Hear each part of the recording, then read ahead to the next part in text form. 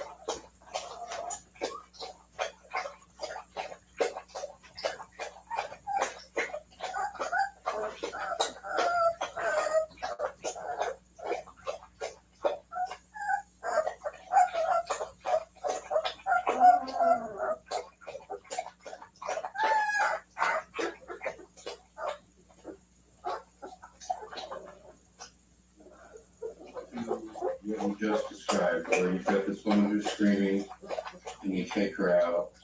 Is that 12 hours, 15 hours, something like that? Let's see.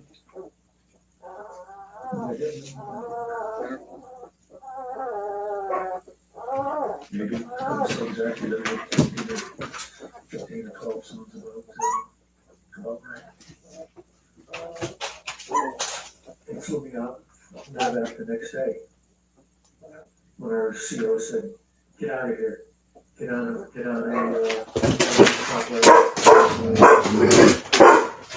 did you say that? Did you say that because you were trying to get out, or was he? Squeezed off some lady NDA. Because I knew it was prisoner taking time or something. She was gonna be shot up anyway, she wasn't gonna be going anyplace. And why stick her on a medevac chopper and go to some intelligence guy and leave a wounded Marine off the chopper, because she's gonna sit in this place? I don't think so. You know, that doesn't make any sense to me. But when I got to the medevac the next day, they shot me right into the head and patched me up. And the doctor came around, the nurse, I just looked upon them as doctors and nurses. I didn't even think of them in terms of corpsman. But they stuck me and medevaced me into the neck. They came around to talk to me, that afternoon. And they said, you'll be ready, in the morning. We're flying you to, Tachikawa and then to, Yosuka in the morning. And, I just started crying. Why did you start crying? Couldn't believe it. I thought they were just gonna send me back to the usual stuff. Wow. Lucky, thinking I was lucky. How lucky did I don't think I should have been, except for my teeth. None of that. I don't really think that was, none of that. They did, obviously, because they turned me around pretty fast to get me back. But, yeah, I never expected, I expected Cameron Bay or something. I never expected anybody to say I was going to Japan. You know, it was. How long were you in Japan before they sent you back for? 3 weeks. They had me working at the, in Japan. They kept me in the hospital for like a week maybe. And then the rest of it was dental. And they had me working, they gave me a job at the rig to guard the sailors in bad marine, naughty marines. When they had to go to legal, they had to go to sink haul, they had to do whatever. So I'd go with the prisoners and, you know, walk them to their destinations. What are the main memories you have of the time in the hospital there in Japan? Maine, seeing some horrifically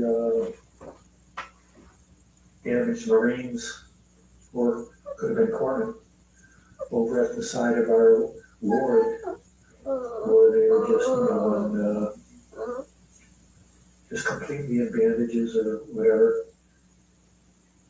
When you were out in the field and you're experiencing these combat situations, did you have Navy corpsmen with you?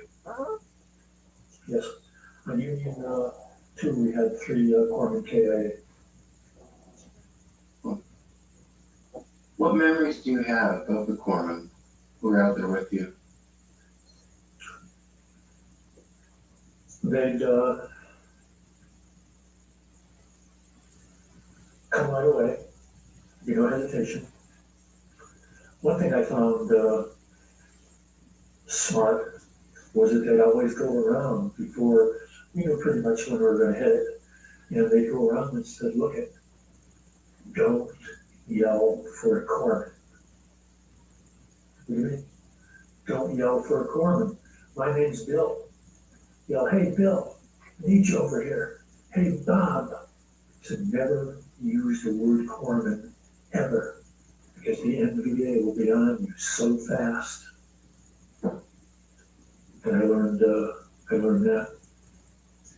I used to like, we were on we spent a lot of time in this mountain called New Laxan down the end of the Quezon Valley. And the corpsmen, like a couple of corpsmen, used to go down the hill with a squad for security.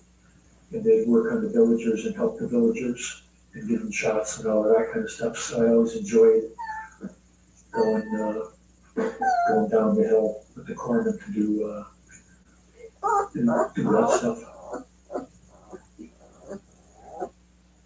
So you're injured, you're medevacked, and then after about 3 weeks you go back to I-Corps. Do you just go right back out into the field then from there? Pretty much it had been quiet. It had been quiet out in the Quezon Valley around 51 and stuff. It had been quiet. So I essentially went back and then went back to my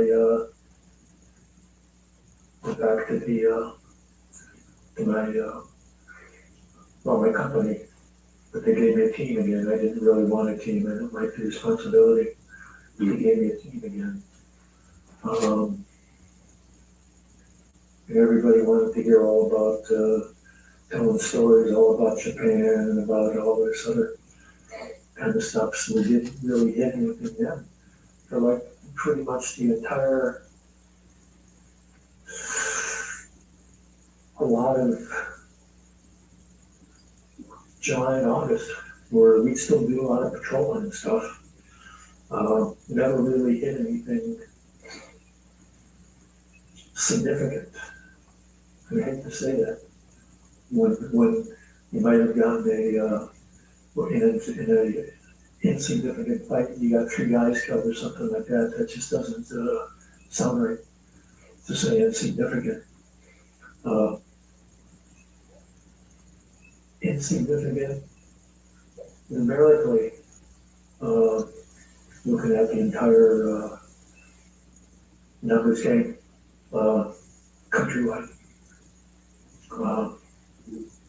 You know, You said a few minutes ago that, that you had experienced other close calls. I mean, during Union 2, you had this, it sounds like a death-defying experience where the NBA are all around, and you're talking about hand-to-hand combat with entrenching tools. So I think that's about as close as you can get, close call. But there were others. one of the things I disliked the most was, I hated when they passed the word down, no quarter. I hated that. And I hated fixed bayonets. It gave me the creeps. Never liked it. Never liked it. The worst was probably hand-to-hand combat, where, you're standing right next to a guy. You can smell him and everything.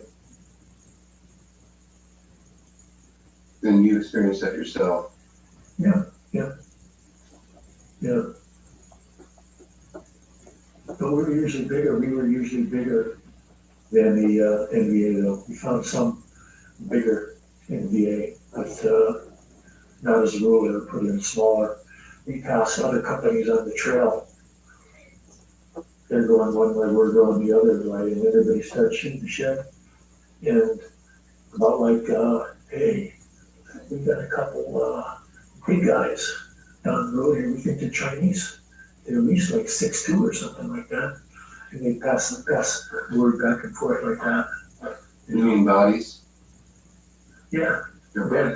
No, that's how they measure them. So I mean, this question is a prying question, but my motivation isn't to pry, it's to, I don't know how to just try to get into your experience. Hand to hand, I don't know how many hand-to-hand fights you've had, but whichever one you were just referring to, how did that unfold? Is it just you're going down a trail and all of a sudden an NBA is there and boom, or he attacks you? And, How did that unfold? Union 2, we walked into this ambush, and we were right up by the first platoon was right up by the head of the ambush. So we had people firing it from both sides and from the front. They tried to come out of the tree line and stuff a couple times to get to us, but they couldn't get to us. And finally, like the third time, they got to us. And then what are you gonna do? You just stand up and, start, like I had a pistol. Most guys, the trenching tool was a popular weapon. Yeah. Knives. Everybody's parents were sending them like a good little package from mom and dad, like another 45 pistol or a Luger or whatever. The parents would send you all these weapons and stuff. Keep their boys safe. Shotguns.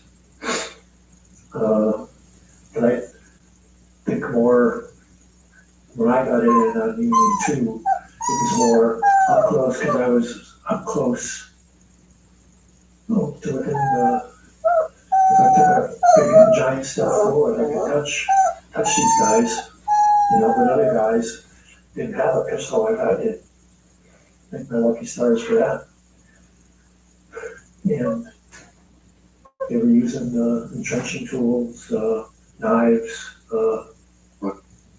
whatever they could.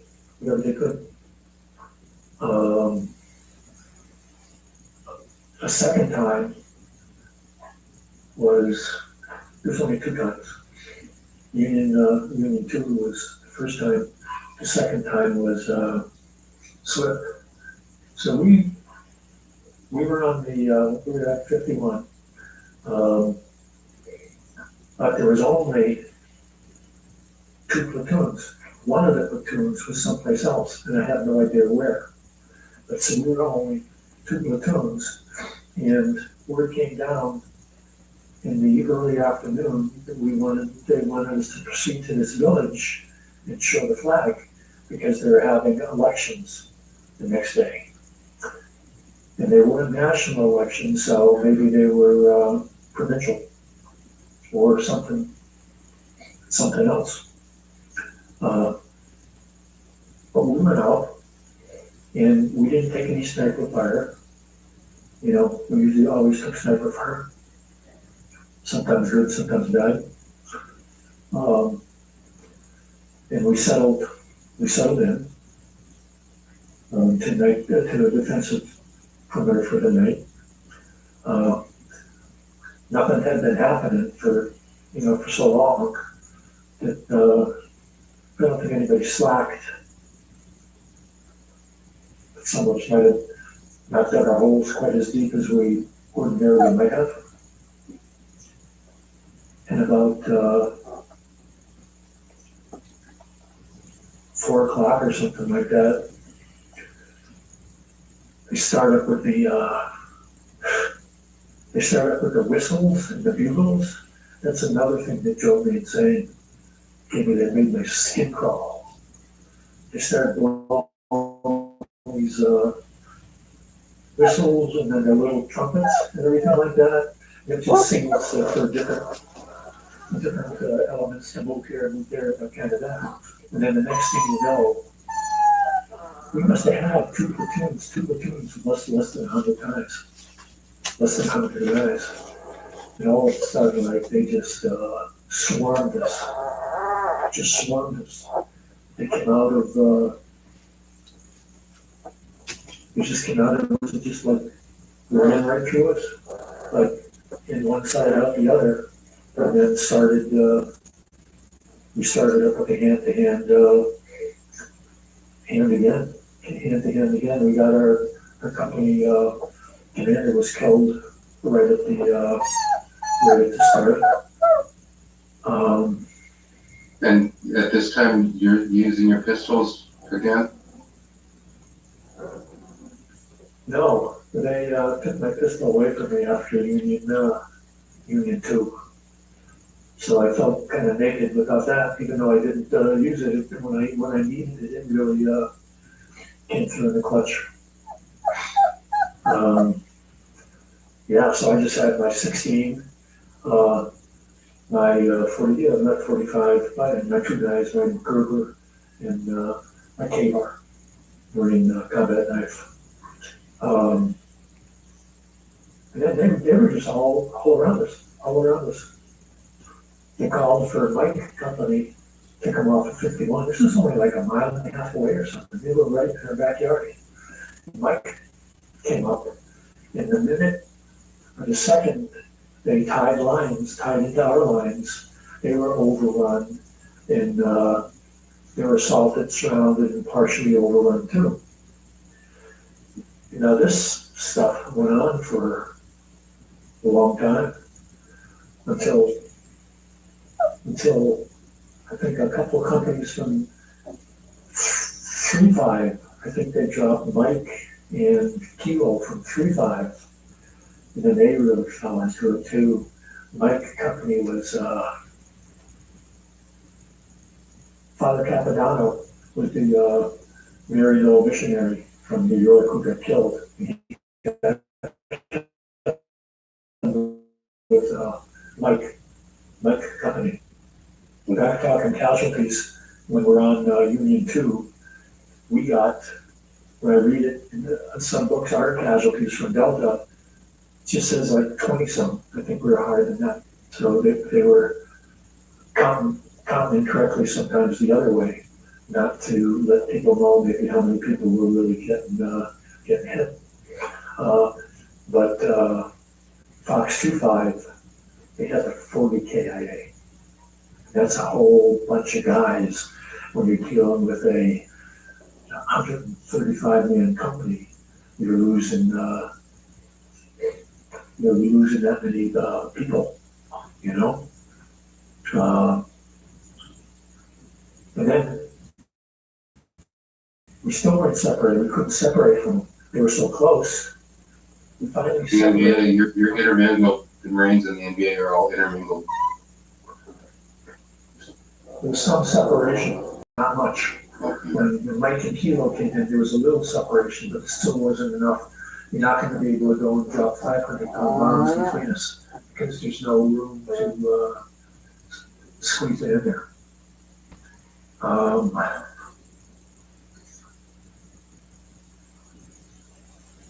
But that was, that kept up. And I think the other companies who were in it too, there was a number of companies. I know Kilo and Mike, they were using, bayonets and stuff like that. Now, through this fight for you, was your M16 all you needed? Was it all I needed? Did your M16 get you through this fight, or did you have to rely on other weapons that you carried? I used this and other stuff.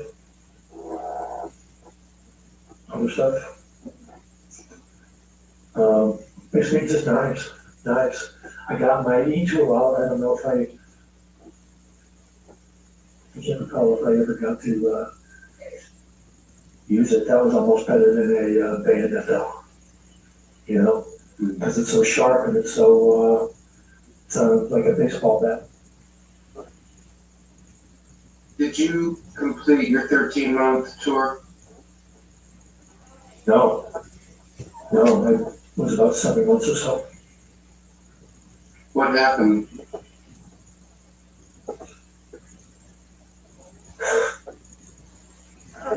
After Swift, I got taken out to the U.S. Naval Hospital in Yakutia again. I was having You were wounded again? You were wounded again during Swift? Supposedly, I don't have 2 wounds on I don't have 2 Purple Hearts on my records. When the NBA was attacking us on Swift, they were firing mortars in, they were firing rockets in. This is when their own guys are in there trying to kill us. They didn't care. They just wanted to wipe us out.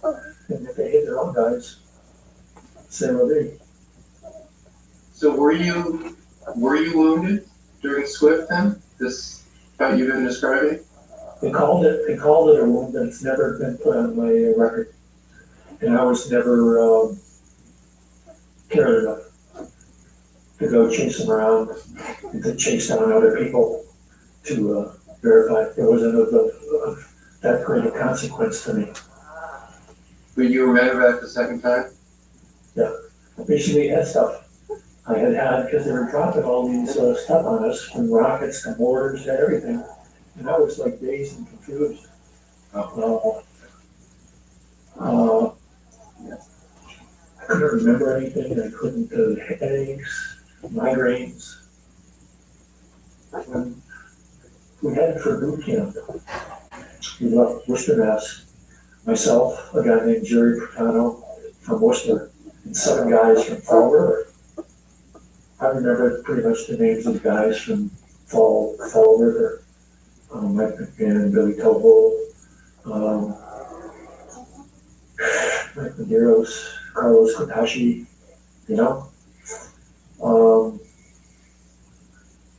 my parents picked me up at the airport in Boston at Logan.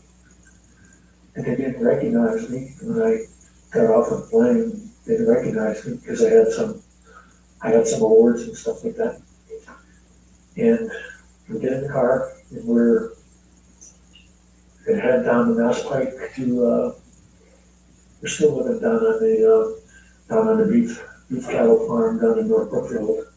So we're gonna go there, and we driving along, and there's a Howard Johnson's, and my father says, "Oh, let's stop for a cheeseburger." And I said, "That's okay, Dad. I really want a cheeseburger." "Ah, come on." And then my mother says, "Oh, come on, let's have a cheeseburger. French fries." I said, "Okay." So we go in, we have a cheeseburger and French fries, and we get back in the car and driving along.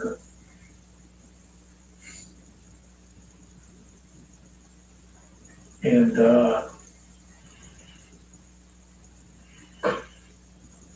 WBC radio comes on.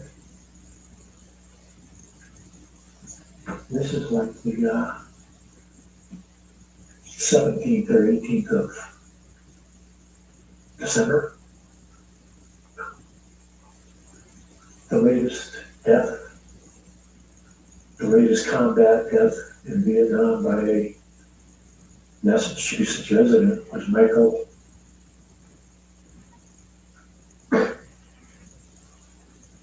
Medeiros of Fall River, Massachusetts. Here I am. I'm headed home for Christmas. And Mike's headed home. But it's in a box.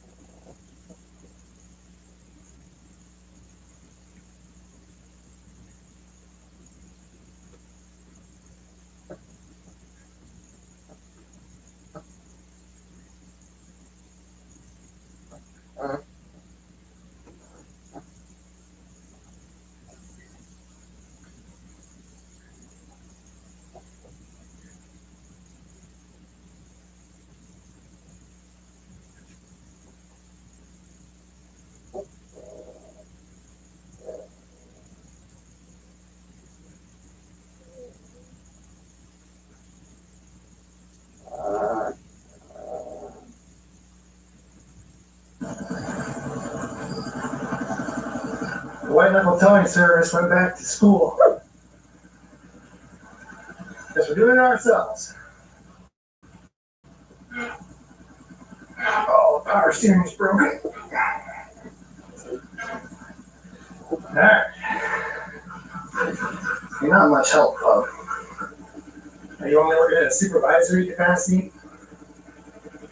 Typical boss always hounding me. Hurry up. Whoa.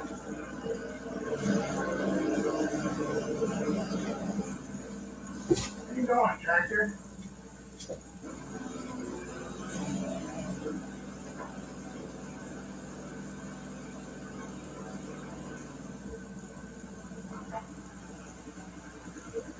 It's about as far as I can go without cleaning. God knows we don't want to do that. Yeah, I was an only child. I was spoiled, rich kid, and I had a car. I had when I was in college, I had an XK120 Jaguar, 1951. And I came home between my third and fourth year at A&M. And for the summer, though I never spent the summer there, I just checked in, so to speak. And I went there, and I told my parents, I got to take the car down to have it serviced. And my dad said, "Yeah, get it serviced." So I took the car down, and at the car dealership was a brand new Jag XK140 in the showroom.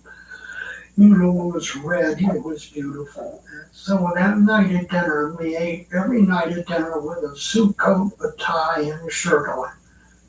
Every night.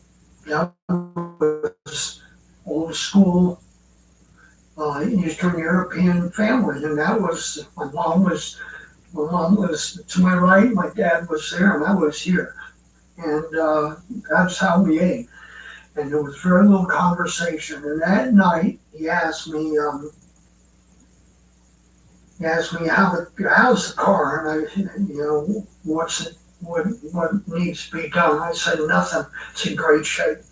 I said, but I'd like there's a new car there, a new Jag, and I want that. I want that. He looked at me and said, oh, wait a minute, what's wrong with your car? And I said, nothing. And he said, that's the end of this discussion. So I was miffed, to say the least. So I said, okay. So the next day, we had a summer cottage up on a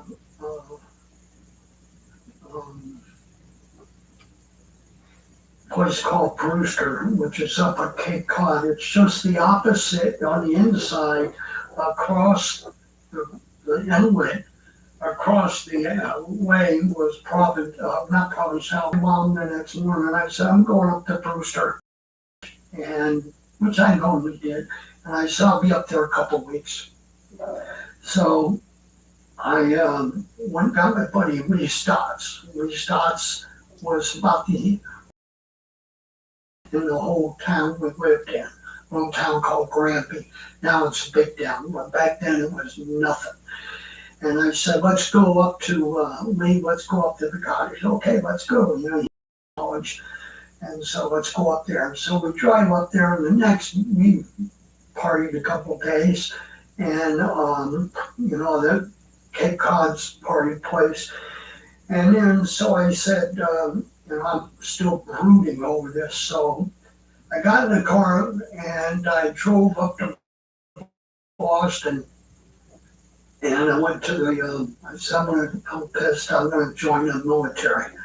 So I'm a pretty smart guy. I've been on the dean's list. I'm pretty book smart, anyhow. And I went to the Air Force, took the test, impressed them. I happened to have at the time, a private pilot's license. And so the recruiter, he said, oh yeah, you come in the Air Force, you're a private pilot, you'll be an officer. Well, I didn't have 4 years of college, but he stretched it. Anyway, so I go take the physical and go down to Boston, take the physical, and I bombed it. And the reason is when you fill out the physical, you have to check if you ever had infantile paralysis, polio, and I did. And also, you ever have any other major surgeries? I said, yeah, I was born with a cleft palate. I had no roof in my mouth, so I talked funny. And then, and of course, I had an appendectomy, and then I've been in the hospital because I collected venomous snakes. And I once put my hand in looking for some copperheads, and about 3 or 4 got me and blew my arm up.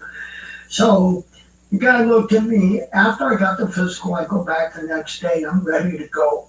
And he said, can't take you. I said, what? He says, 4F on the physical. I said, oh. So I was dejected. So I walked out, and the recruiting station was not just one, it was 4, and it had the offices. And the next office I walked by was Navy. So I went in there. So I go up there, and I said, hey, I want to take this test. Well, I'd already taken it. Now I'm going to max it. Maxed it. This guy's gone, well, what do you want to do? And I said, oh, I got a private pilot's license. So, oh, well, you can become a pilot just like that. Yeah. I'm going to send you down to have a physical. So I go down, same place. Don't lie. Filled out the same thing. The next day I go back up there, he says, you bombed the physical. And, so anyway, the story goes, the next day I went to the Army, the Army didn't have a flight program then. And he said, the same thing, you bombed it. So the last shot, I walked by the Marine Corps, and I'm going to tell you, weighed about 135 pounds, had the worst case of acne, and was not a Marine. I walked in, went up, and the recruiter was at the desk, and he never looked at me. He was reading something. And I stood there in my mind for 20 minutes, probably for 30 seconds. Finally, I put my hands on his desk, and I just put him down there and said, and he never looked up. And all he said was, take your freaking hands off my desk. He looked up at me, and he probably just shook his head. And he said, what do you want? And I said, I want to join the Marine Corps. So he said, good luck played into this, great luck. So he said, okay, take this test. I took the test. Well, I'm an ace. I could do the test. And not against the Marine Corps or the Army, but if you look at the average IQ, they're on the bottom scale compared to the Air Force and the Navy. So he was impressed. I whacked out this thing, and I said, well, I got private pilots. So I said, oh yeah, well, we can fix you right up. We can, when can you go? And I said, immediately. And he said, okay, I got to get you a physical. And I said, well, there's a problem there. I said, I've been down to the Air Force, the Navy, and the Army, and they keep telling me I'm 4F. And he said, you know why? And I said, nope. So he gets on the phone and he called one of them. And so then he said, okay, hung it up. So he pulls out the form I'm going to have to fill out at the physical place. And he said, you see this? Do not check any of this. Do not. Tell them about your appendectomy, but you don't have to tell them about anything else. They won't catch it. I said, sure. He said, I can't send you back to Boston. They know you. So I'm going to send you to Springfield, Mass., which is the western part of the state. You got transportation, I got a car. So I said, okay, tomorrow morning be there at Old Dark Hunter. So I drove there, passed the physical, came back. He said, where do you want to go? I said, immediately. So he said, okay, be here. I think it was 2 days later. And so in June 19, actually it's the first part of July, 1960, I joined Uncle Sam's Misguided Children. Now the reason that he took me, I figured this out, I don't know if this is fact. When I have friends of mine that became recruiters, and apparently they have a quota. And he was probably dateless and desperate. And so he said, this is the end of the month and I haven't met my quota, and here's somebody that's vertical. And so off I went. So I went back, told Lee Stotts, I said, Lee, here's the keys to the car. You got to drive me up to the train station in Boston 2 mornings from now. I joined the Marine Corps. He said, what? And I said, yeah. And I said, stay at the house as long as you want. Then when you drive back, take the car to the house and leave the car and give the keys to my mom. She asked me where I am, told her I joined the Marine Corps. Yeah. So I'm down there at boot camp, and not that long, maybe a week. And a drill instructor comes and calls, and you're in a state of shock. I mean, you're just. And I was the smallest guy in the platoon, so I was a house mouse. Now, there's good reasoning for the house mouse takes care of the DI's room. Besides all your stuff, you take care of the DI's room. You have the keys to we're in Quonset huts, and the keys to the 3 Quonset huts, and hand and watch. And nobody else did. And they take the smallest guy because he needs the most built up physically, and I didn't realize that then. But anyway, I was the mouse. So D.I. called me Mouse, get in here. You don't have a name, you're a mouse. Get in here, he said, come with me. So we go up to the colonel's, the battalion commander, lieutenant colonel, and maybe it was the major. Anyway, we went up there and he said, he told me how to report. I didn't know what was going in. I walked in there, my mom and dad are sitting there with a seal. My mom and dad had quite a lot of political clout within the Democratic Party in Connecticut. Fair, and I've done a lot of thinking about this over 65 years, thinking about it. The Democratic Party was the Republican, so the Democratic Party was where they went, but they were on the left of that. And my mom did a lot of fundraising.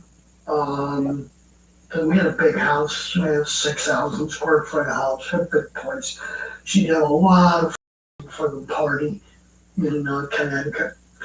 Anyway, so there they sat, and I go in, and I think it was Major, and he said, Private, I'm going to give you 5 minutes with your folks, and you're going to decide whether you stay in the Marine Corps or not. They were using political. Our lawyer was a guy named, our lawyer was a guy named Anthony Armendale, who was the lieutenant governor. He was also our lawyer, Anthony. Anyway, so there I was standing, my mom's crying with my dad. What did you do? I said, I joined the Marine Corps and I'm not leaving. I've dug my heels in the sand. I'm not leaving. I love it. I still can't believe I love it.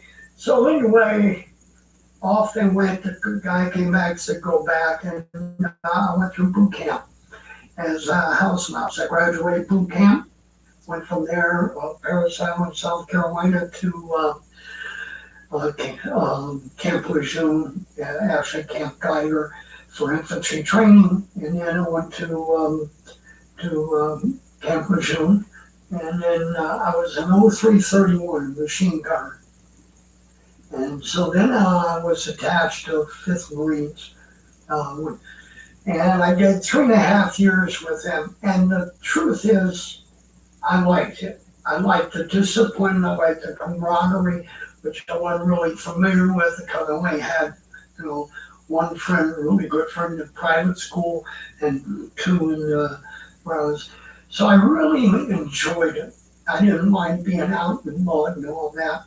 Come time to re-enlist, the re-enlistment guy comes down there and I said, look, I want to go aviation. So he said, well, okay, you re-enlist. So I re-enlisted.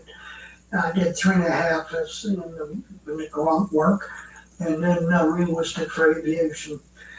So I'd flown around in helicopters as a grunt, and I said, I can do this. So I joined the Marine Corps aviation. And when I got sent to NAS, Memphis, Tennessee, to take a battery test. And I wanted to be a mechanic. That's because mechanics flew. And unfortunately, because I had first class FCC license, I fooled around with radios. Back in the old days, vacuum tube theory, this is before transistor. I know nothing about it now, but the old days was tubes, and it was very basic. And so I said, I want to do this. Well, the Marine Corps said, you're going to be an aviation electronics tech. So I went to school for 40 weeks. So one of the reasons I did well, 2 reasons. One, I had a background. So I had a jump on everybody. I knew how to read a resistor. I knew vacuum tube theory, why it worked. So I was ahead of the game with them. Then the second thing was the top two graduates of the class got choice of duty station. And everybody else wanted jets. I wanted jets. I wanted helicopters. Now the difference is jets are clean and everything's clean, pristine. Helicopters, everything's leaking, oils, hydraulic fluid, you're dirty, you're living in the field, and you get to fly one. And so I went to, I finished second in my class, and the kid that finished first was a kid from Buffalo, New York. We're right outside of Buffalo, named Collins, TC, Tom Collins. Anyway, his brother was in Marine helicopters as well at New River, North Carolina, which is Camp Lejeune. So he said, I'm going there. So I said, I'm going there with you. We'll go together. And so I ended up there, and I landed there, and this is early '64, and I landed there, checked in, and went to the main part of it called MABS. And what my job was I was in a little comments box, air conditioned. They bring me radios, and I worked on they have the small FM reports, and I worked on UHF radios, and once in a while radar sets. And that's what I worked on 6-8 months. I hated every minute of it, hated it. And so I wanted to get out on the flight line. So I bugged the first sergeant enough to transfer me to an operating squadron in it. And I went to H-62. H-34 squadron. H-34 is a helicopter that if you ever saw that, there was a movie in San Diego, TV show in San Diego with a helicopter where you sit high. You sit very high and they get in below it. That's called H-34. So I got transferred to that squadron. So when I got to the squadron, they said, okay, you're avionics, you're going to work in the shop. Now the shop's different. There, you don't repair the radio. All you do is troubleshoot the airplane, pull the radio, put in the new one, send the radio back up the leg. So at least I was on the flight line. So when you get off at 4 o'clock, we're in the States, you get off at 4, you're good till all morning. Well, we had a night crew.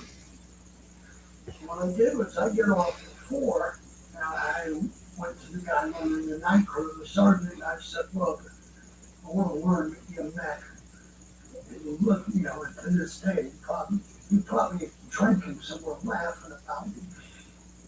You want to be a mech, you got a clean job, you got an air conditioning. And I said, I want to be a mech, I want to learn it. And so he said, okay. So I worked night crew for about 7-8 months, and including the made a cruise, made a med cruise, which was 7 months, plus I made a cruise to Norway, which I'd already been to Norway twice before as an infantryman, which is above the Arctic Circle in the wintertime. It's called snowflakes. And believe me, yeah, it's ridiculous. It's just brutal. But anyway, enjoyable. Let's just say that. Finally, I got the maintenance officer. I guess some of the sergeants told him about me. The maintenance officer called me in and said, look, you want, I could put you out on the flight line. And I said, yeah, but I'm avionics. And he said, what we'll do is put you avionics at night. And you work flight line in the day. I said, I'm good to go. So then we got a cruise to, now this is early 65, we got a cruise to, it's called a Viegas cruise. You go down all the islands, Puerto Rico, Barbados, you hit all the islands. So we go down there, And I primarily worked for this guy who was an Italian kid from South Philly, and I forgot his name. I wish I knew his name because he taught me more than anybody in aviation's ever taught me. And he was brutal. I mean, for the first 2 months I worked for him, always don't touch anything, you just clean. And then he taught me how to safety wire. I knew how to safety wire, not to his standards. Everything was done by hand, and he checked it. And for one, it depends on the gauge of the safety wire, how many turns. If it wasn't right, he'd cut it and say, do it again. The guy was brutal, but he was good, and he taught me. Well, we were down in outside of, I want to say we were outside of Jamaica. Dominican Republic Civil War broke out in '65, and we were the nearest thing to it. We're on a ship with a battalion landing team of Marines, and they said, get there. So immediately, now you have crew chiefs with planes are putting the guns on and need a door gunner. And the guy I was working with said, shoot my door gunner. And so, which was normal. You're a second mech, you're going to be the door gunner normally, unless you refuse to fly. Then they're going to put you in night crew. Anyway, so what I did was I flew down there as a door gunner for about the whole time down there. So when we come back to the States, he was getting discharged.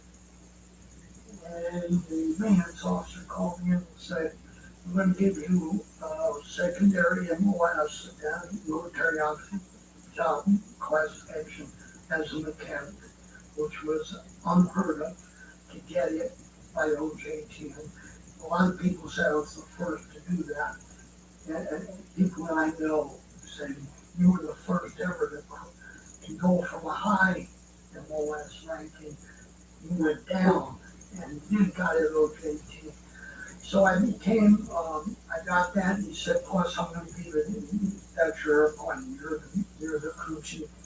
And I was in hog heaven. I was on flight skins, I had my own plane, I could work on it from dusk to dawn, and dawn to dusk, and back again. I loved that. So I was in that plane for till the first part of '66. And squadron next door was HMM 262, those bastards. And they were getting ready to deploy to Vietnam. And I went to my first sergeant and said, I'm going to go.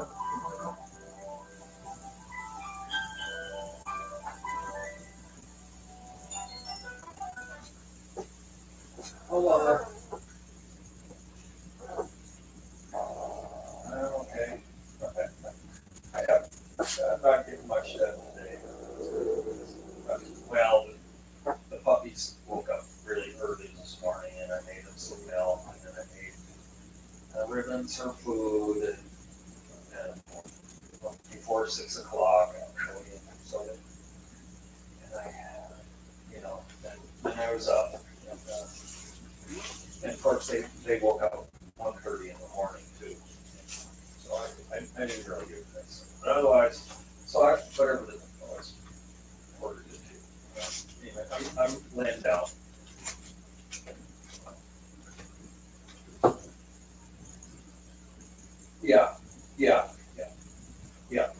Yeah. So, because, okay.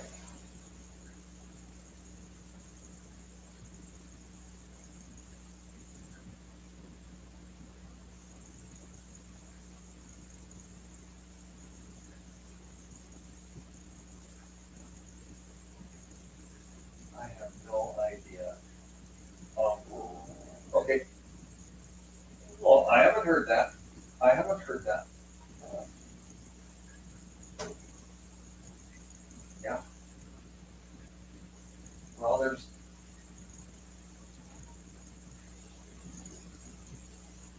yeah.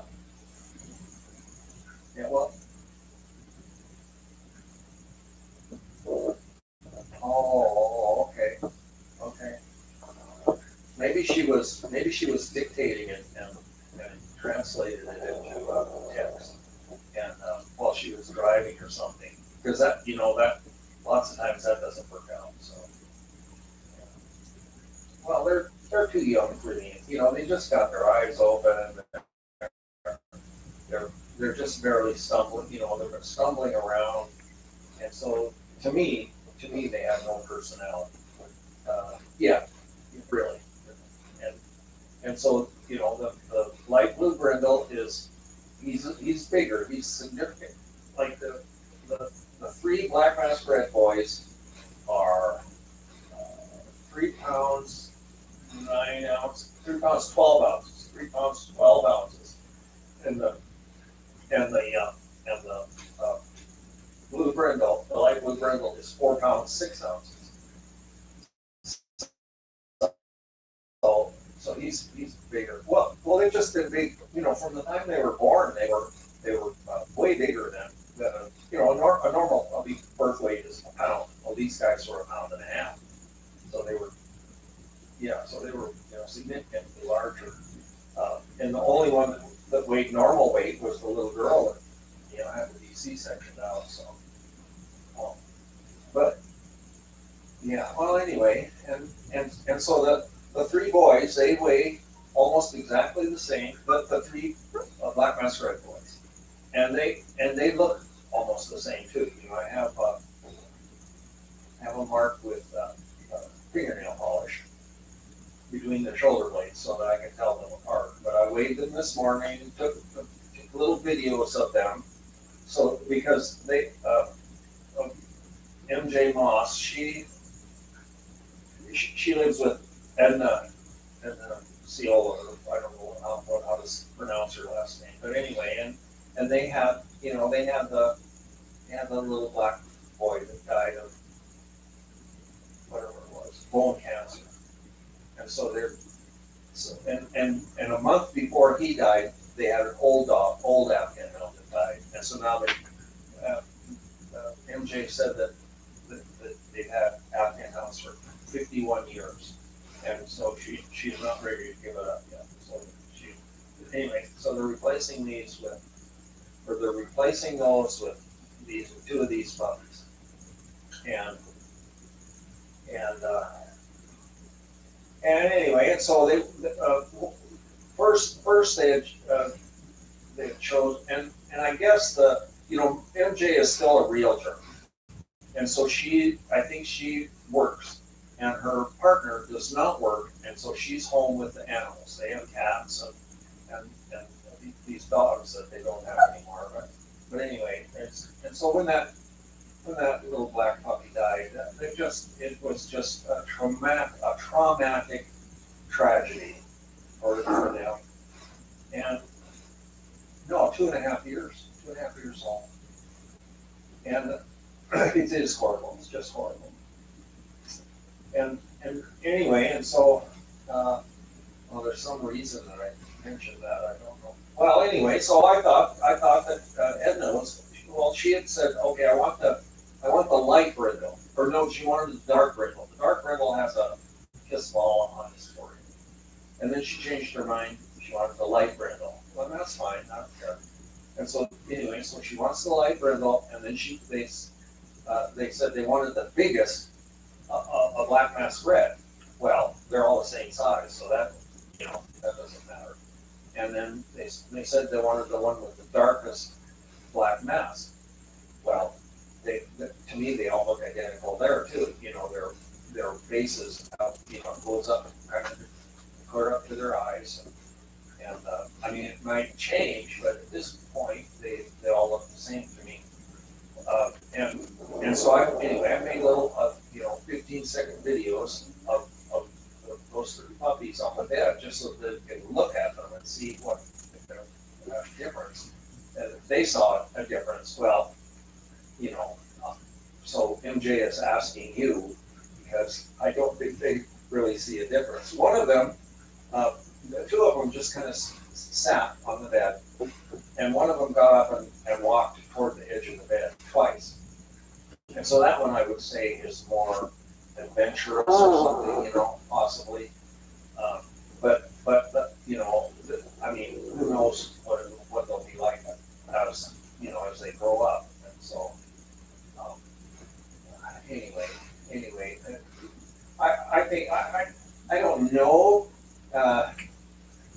I mean, I can, Laura, they aren't even 3 weeks old yet. They just opened their eyes. They're stumbling around. I mean, what are you gonna say? There's, and nobody is a bully yet, because they're barely playing with each other. They're sleeping, almost all the time. They wake up hungry, and then they play for a while until they eat, and then they go back to sleep. And so that's who they are right now. It's just typical. It's very typical. And of course, there's no real hurry about it, except that there's a guy in Peoria, Illinois, a retired guy, 70 years old. He just lost his Afghan boy, 10 years old, and so he wants one. He wants one of one of these black masquerades, and so MJ and Edna are going to have to make a choice, so that he can make a choice between the two remaining ones. And that's going to be tough too, because obviously they're 3 pieces of pod, and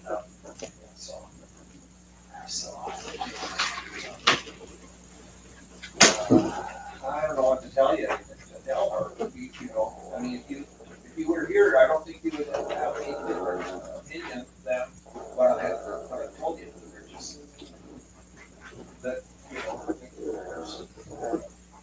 and I mean, one of them has a blue mark, one has a yellow mark, and one has a mud-colored mark. And I don't think that, if they chose one and I sent a different one, they wouldn't know that nobody will, isn't their identity. So anyway, I don't know what to tell. And you could tell her, you could just say, hey, they're 3 pieces in a pond. They're, just stumbling around. They just got their eyes open. There's 30, you can't really tell them apart. And, that one appears to be a little more adventurous. I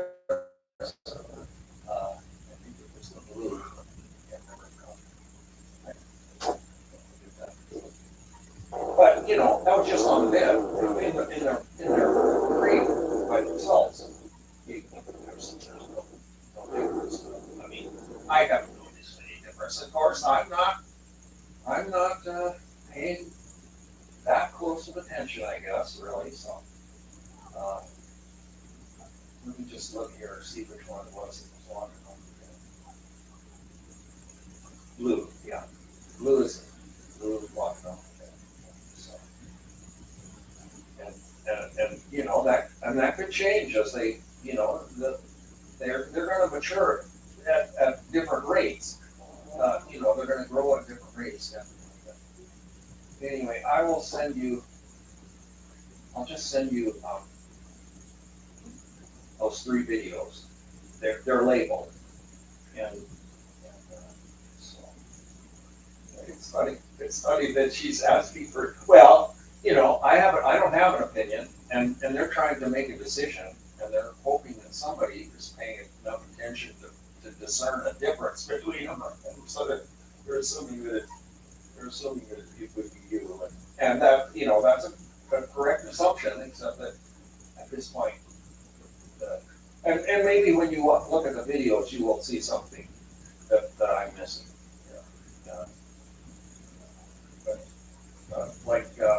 It appears that one of them has white toes on the front. Let me see who that is. Yellow has white toes on the front, and the other 2, I think, have black toes. And they're a little bit unique looking, because they look kind of like black and tans. You know how black and tans have light colored legs, and anyway, they have very dark little paws, and then their legs are pretty light, but they're But, you know, black and tans, you can usually see that their eyebrows are tan also, and these guys don't look like that. They just look like they're gonna be, I mean, I don't know, maybe it'll be a unique color, but you can look at them and see. So I'll send you the 3 videos. There's a little label in the video, so you can respond to her. I had already sent her I had sent them some videos and pictures of the light Bringo. I'll send that to you too. Anyways, I'll say, so this guy who wants one, he's gonna buy one. It's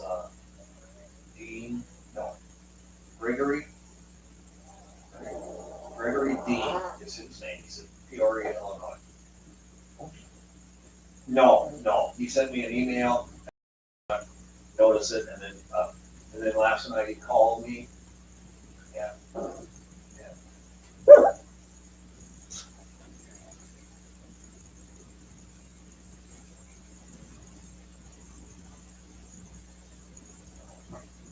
Oh geez, Laura, and this morning, when I got up this morning after I fed the puppies and I went back to bed, I got up and I was just dizzy. I was almost nauseous. I could just feel a little bit of, and and I thought, God damn it, this is like Nancy. I think she's still suffering from nausea or from vertigo. And she may be done, done. And she said, I'm not driving or anything anymore. So, I don't know how she could possibly show dogs if she, well, I told her about that and yeah.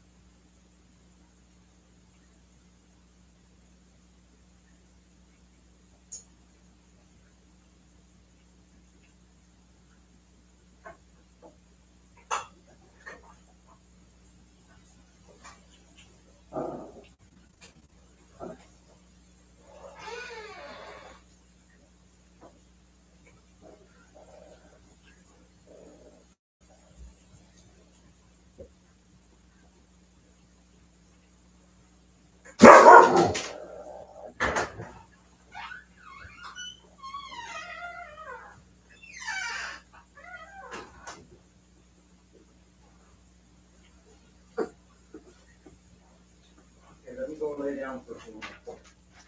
Okay?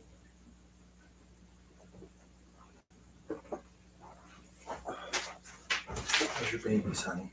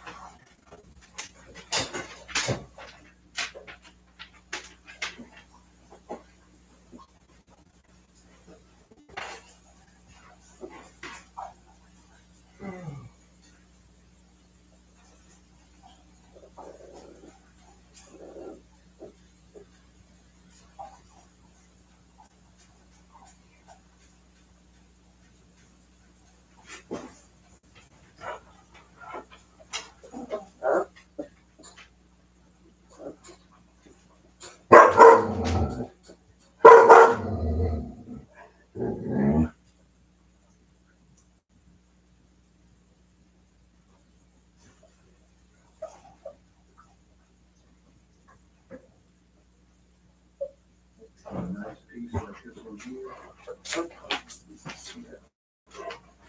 I mean, there ain't nothing in the world like it. You know what, girl? I'm gonna have to look you through. See, look out here. Well, this one is probably this one. Last man, this is on me like that. I'll be with that. I guess it's a lucky thing for both of us that I ain't contacting you. Now, if you'll excuse me, I'm late for a sit down with my lawyer. Good lawyer. Blue suit, red tie. You take care of yourself now, Marshall. All right.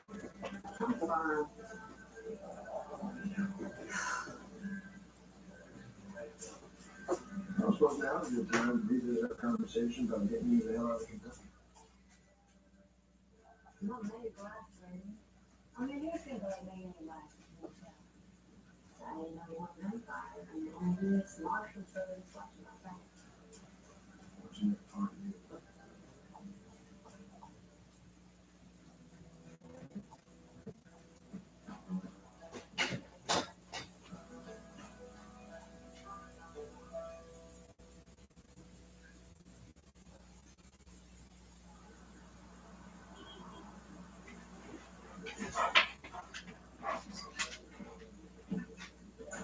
Well, speak of the devil appeared. And you're right about Cohen's not offering himself. They take a genius to read that. Boys would do. Maybe you just had to skip over here and put it home and straight off to the clink. I didn't do that. What you need, I ain't. There's another headache you got. Gonna get about cowboys. Ring about legendary problem inmate, long history of non-compliance. He's here to fight a court order to send him to Supermax. Maybe just think about it, fellas. He had a couple other meetings today before he got to ours. Yeah, I figure it shouldn't last more than a couple hours, and then we can have our sit down. And they okay? Good. You still all right in your office? Don't see why not. I mean, it's good. It's in here, baby. Oh, are you planning on using a Cleo lawyer just an interview? I know, you have done a number of these. Some people have their comedian lawyers, some don't. Totally up to you. And you don't have to decide now. Take your time, think about it. We'll talk soon.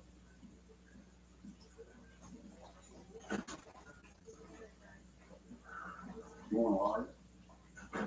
I'll give 20 seconds. You're not good. I need it for Well, we'll go over what you're going to say. Just make sure that we're dotting all the T's here.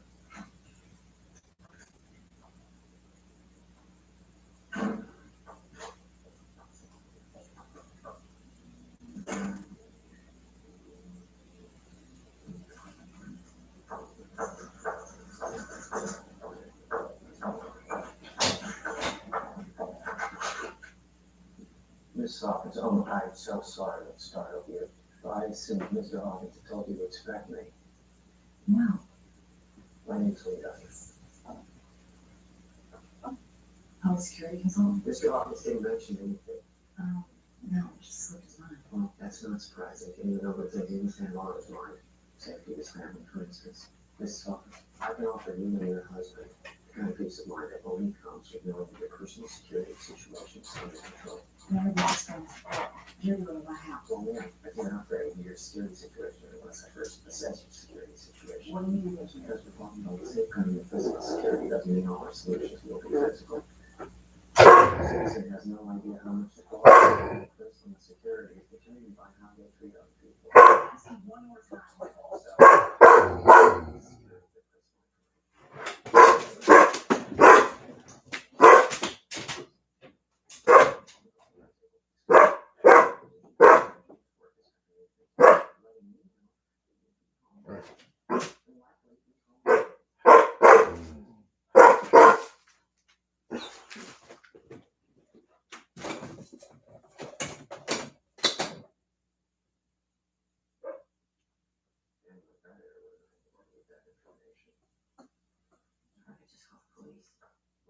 Janitorial services your blood after you've been murdered.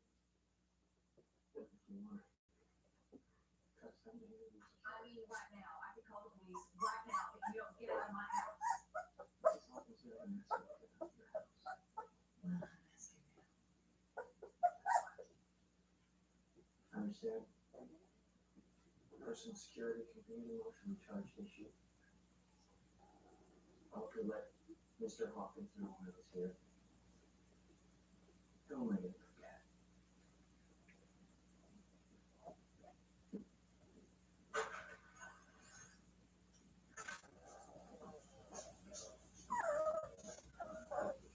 I gotta take it down. You have to ask me nicely. I gotta take it down. Please. Yeah, sure.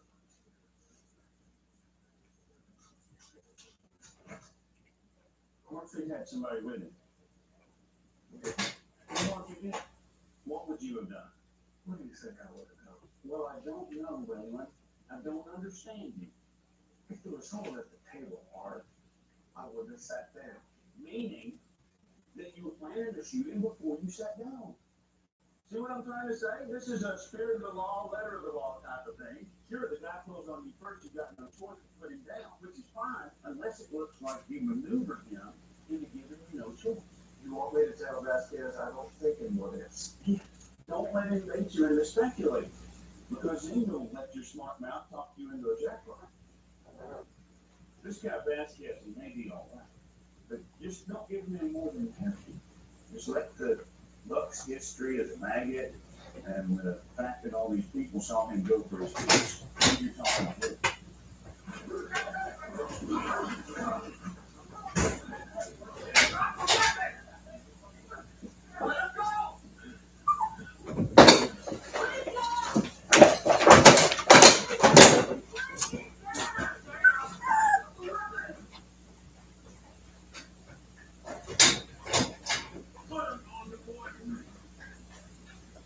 What's the situation? He's got a 1 yard down, he's got a shit on the other. Any other weapons in there? All right, let's lower the weapons and raise it again and let's have the other one. Clear this office, make sure there's no civilians in here and seal it. Rachel, call Washington, tell me the SWAT team down here.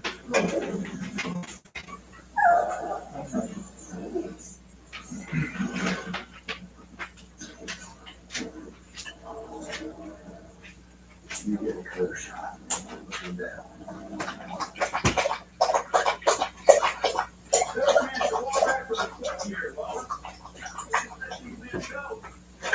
I'll make sure to it personally that you don't see the rest of you. Might be able to keep keep you out of shit. Tell someone to fight the Adams apple, this one must be something. Now, Mr. Wallace, I'm just trying to resolve the situation with the bank. Bringing you out. You the shooter?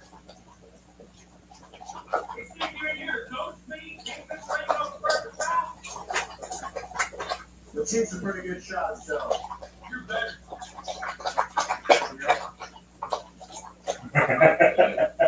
You don't look shit. We know where each other's coming from. Plus, I always had a problem with authority. That's for you, boss man. You just go back and be the man, boss. No, Doesn't seem to like me very much. Keep talking to him. He's enough mad here. Now, pay any attention to that person. Do what I say. Vasquez, Chief, that dog Wallace has found my connect. Rachel, if there's anything in there we can use. That's so, No, you wait a minute. Just to be clear, this is given to the entire top Wallace out of there. And if he's not successful, I told him to shoot him. Those are my orders. You got me all wrong, Chief. I don't give a shit if Deputy Gibbons shoots Cal Wallace. But you get the shit out of the little one's not coming. No, I like the rest of the world, and delighted how many bucks is dead. But the circumstances didn't give you pause. Wallace?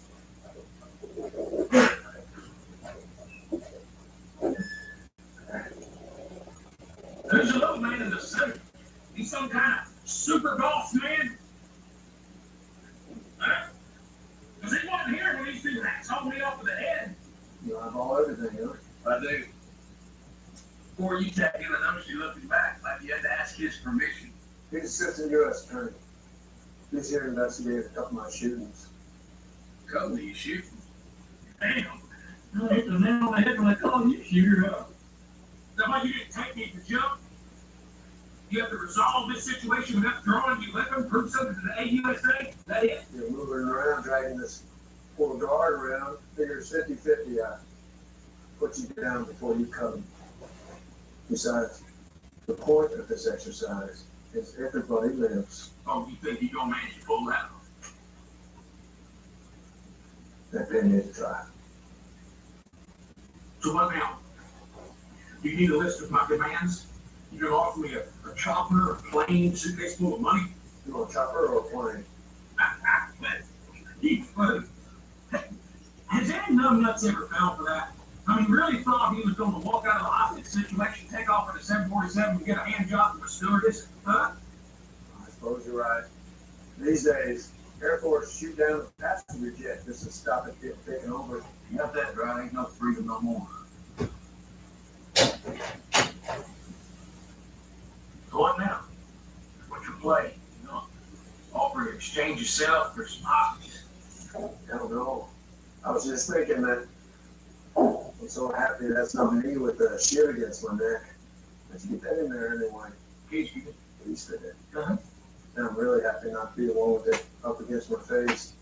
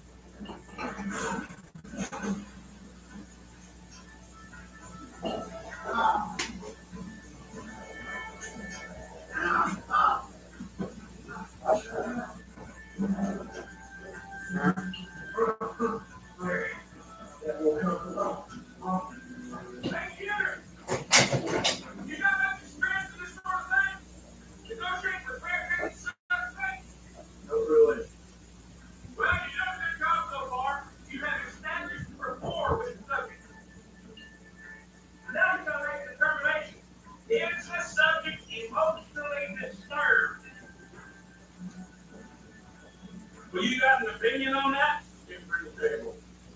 Although you did spend all morning with the shit up your ass. Oh.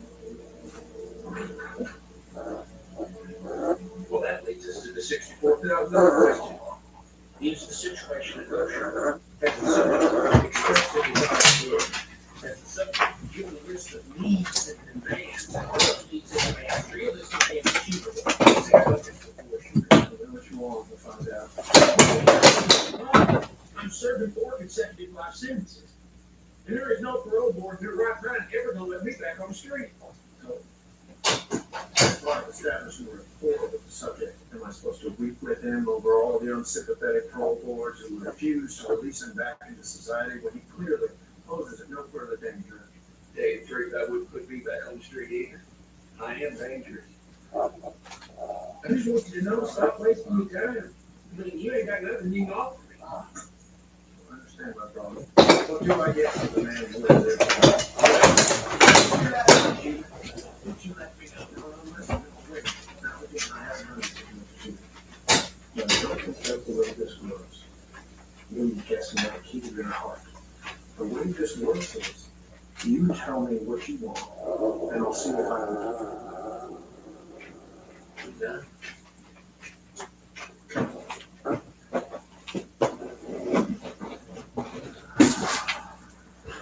Check this out.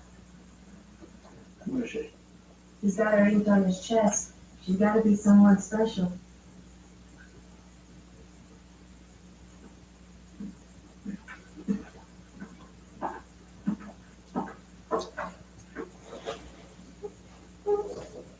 Who's Simone? Mr. Wallace? You wanna tell me who she is? What do you know about Simone? Look at the photos of your tattoos.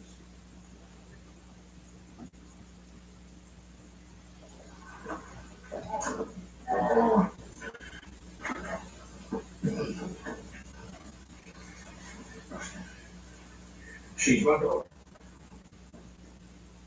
Where is she? I don't know, with her mother, I guess.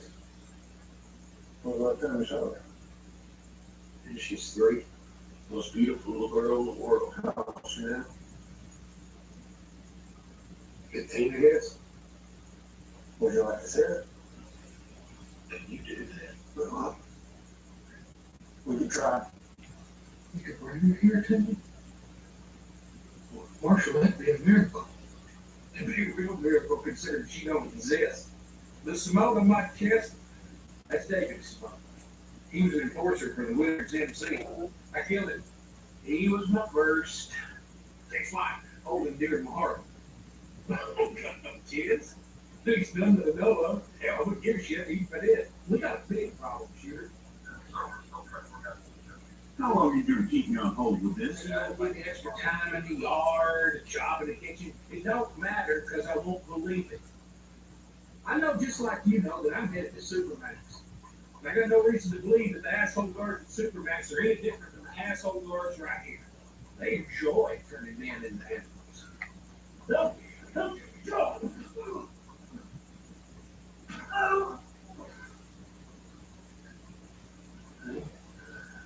They take away your toilet paper. They don't let you shower for a week. They feed you juke cakes. You don't juke cake here, shooter. Well, I'm guessing that's unpleasant. So then these some bitches take your meat and they dump it all in the blender and blend it together. Then they bake it in the oven like a casserole. Said they burn it black on both sides, then they feed it to you. Screw with it. Yeah, screwing with it. Well, I screw with them, don't I? Don't I? Huh? I sit down there and I pretend. Oh, hell yeah, I pretend like it's fried chicken with drinking hot special. And I bang a little mouthful. Never had any of that.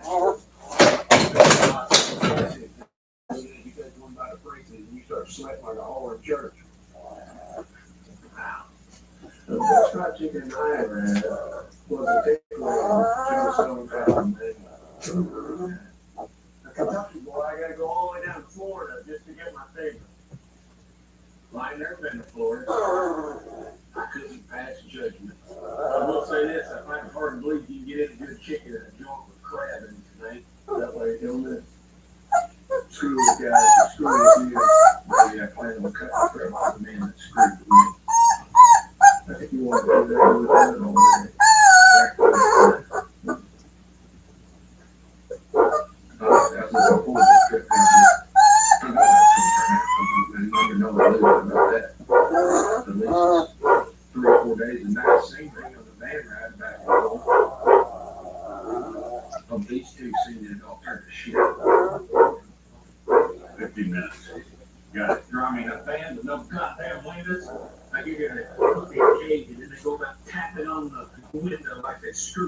monkey at this is. Well, how do you like screwing with your monkey now, huh? How do you like it? Hey, excuse me a sec.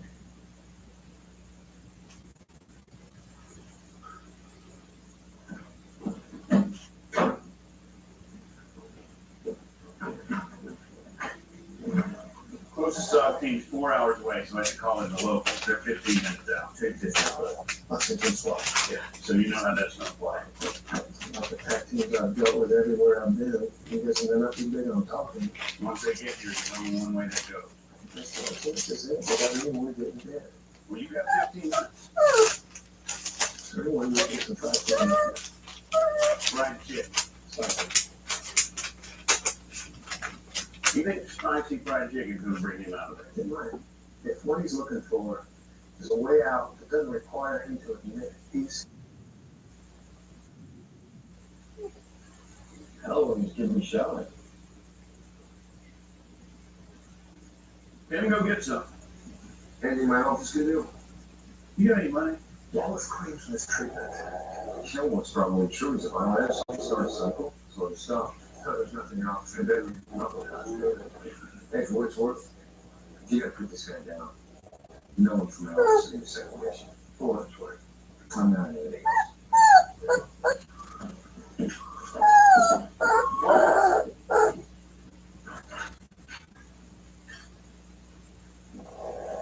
Garrett!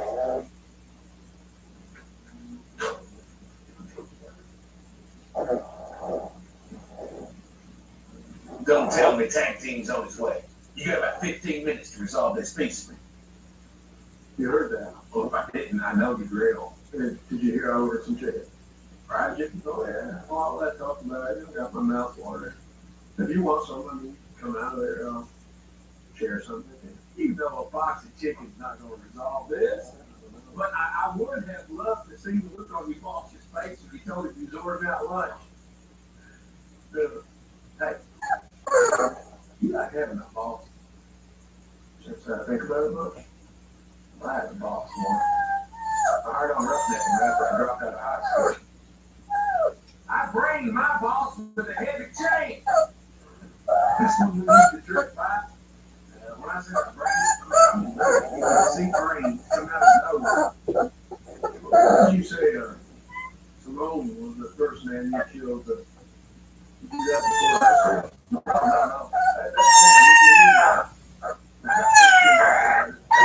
No.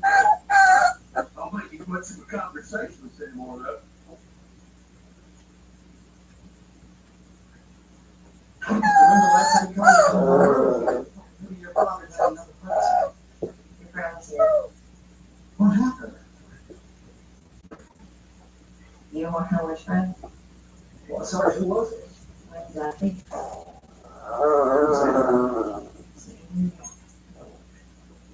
Not ringing any bells. Well, he's sitting right here when I got home. What, inside the house? Right outside the counter. He said he was just a personal service situation, so that he would ask us for recommendations on how to make us better protected. So he was what, trying to say, an alarm system?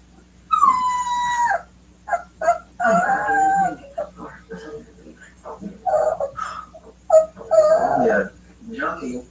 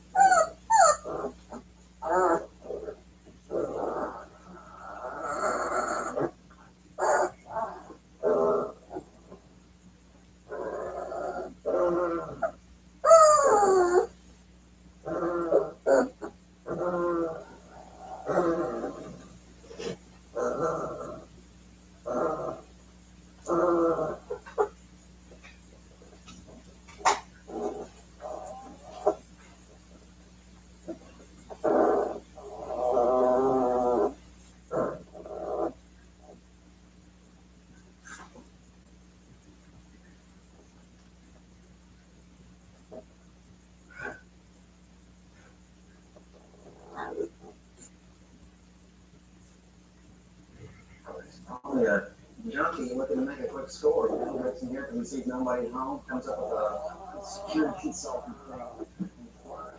Junkies are usually so we're breaking into someone's home to get them to buy an alarm system. How long do you plan to keep doing this? What? Someone's running some kind of scam. He knew our names. I mean, he ran out of checkbook or something before you came here. He knew about it. He knew where it worked. What you get from pay stubs or whatever, or maybe it went through our trash. All right, yeah, and all of that may have some simple explanation, but the one thing that doesn't say is that you're not concerned about it, about what could have happened in it. Is that what this is about?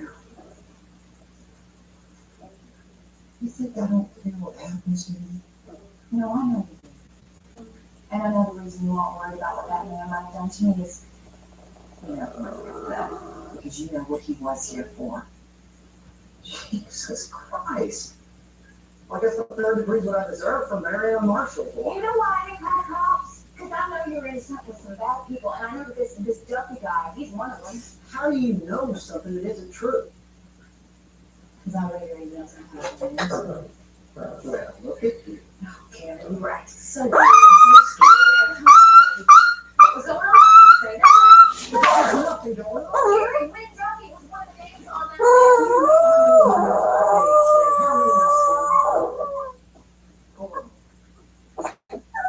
This is why your ex-husband came to play.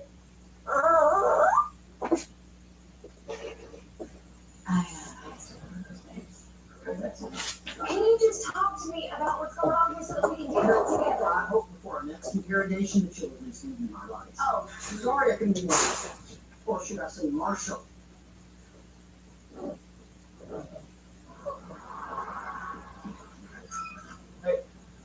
Give me 24 pieces of spices you got. We're closed. Deputy U.S. Marshal, or you give me some shit. I shut down with that. That's the last order for the left taken. Like hell you will. I'm officially requisitioning these chicken. If that doesn't pay for it, send an invoice to the courthouse. What do I tell the customer? Tell them the U.S. Marshal Service is grateful for their patriotism. You know, I worked as a security guard for a little while, big office building in Memphis. Daddy got me a job. He worked that outfit for 30 years, sitting on his ass. Anybody asked him what he did, he'd say he was in law enforcement. Tell my dad used to grip people out of their welfare checks. That ain't right.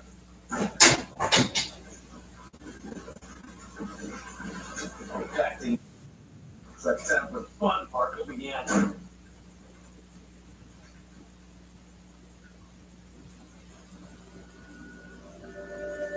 Well, first off, you don't need to see. Copy that?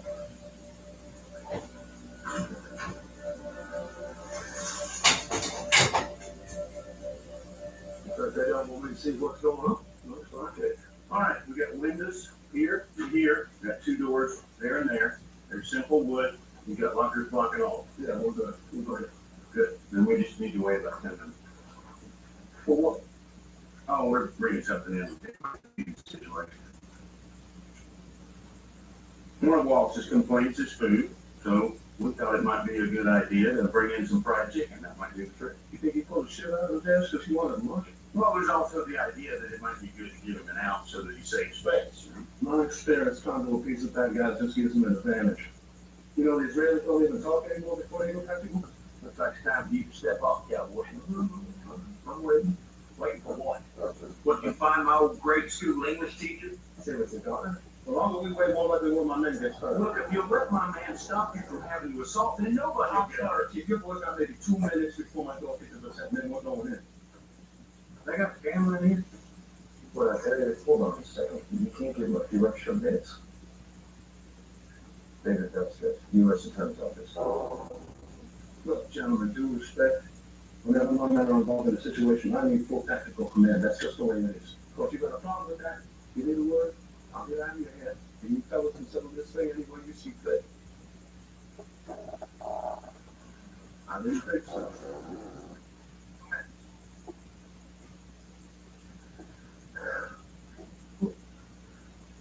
Are they all set? You want to tell me how getting your head caved in by a pack team help screw with the guys that screw with you? When they get done you like they've done me, you don't get to choose when you go to bed. You don't get to choose when you eat. If you can find anything for me on Lexington SWAT, Group with them, I stay send it to the phone. Sounds like another reason to end this. Calling in 90. Besides, you know damn well I want to be boys throats got to go and cave my head in. You tried to sell. Oh, you gonna shoot me through a closed door on a quick draw? There ain't nobody that good. It was easy. Anybody could do it. 60. You sure you want me drawing your weapon when the brand new U.S. attorney standing nearby? You've been talking to me for a while. You say it comes to that. I give a shit what he thinks.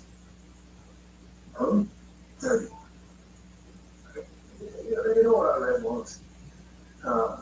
People in unpleasant circumstances stay alive not because they think things will get better. They want to know how the story ends. I know how my story ends. What kind of shit? Live to see what I got coming for you. Lieutenant. Give me the shit.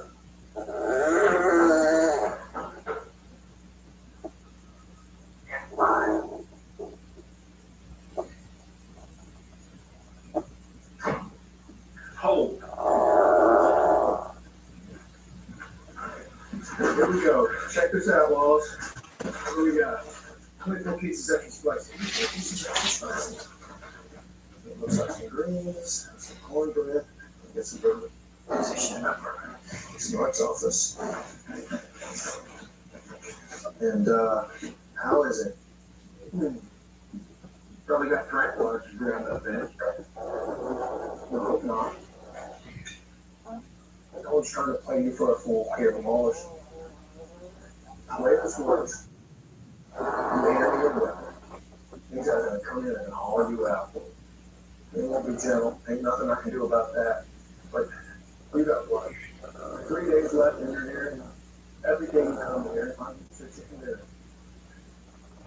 Or whatever. If you want something else, you can sit, eat it. We can sit together. Shoot the shit. Like regular little human beings. I don't know if it's Princeton, but it's hot.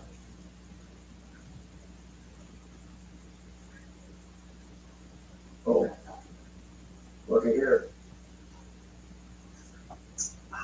That don't cool it down and heat it up at the same time. Pretty warm that too.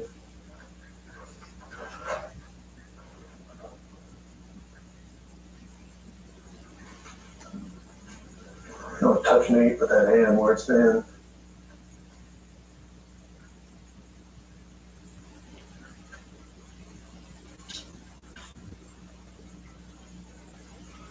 Hey, Princess, been doing a pinch.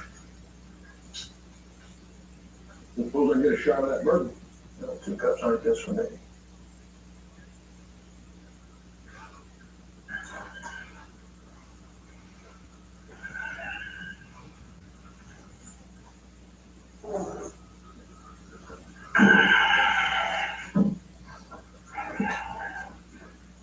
Down on the floor!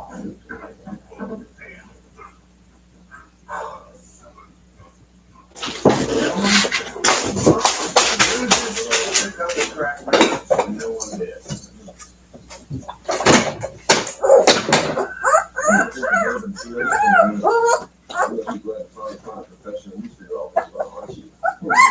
What you talking about? I was just surprised to find that in there. Probably the queen said that left. Teenagers. Popped up lids on a door right there. I'm not interrupting. No, we can find another glass. Come on. Well, thank you for all the way you were safe and that's pretty persuasive. I gotta ask you, not true what you said about the adrenals? Still, I said it. Listen, I'm happy anytime a situation gets resolved peacefully. The next time, I'd appreciate it if you guys just got out of the way and remember our job. Well, if this ever happens again, it means that I really suck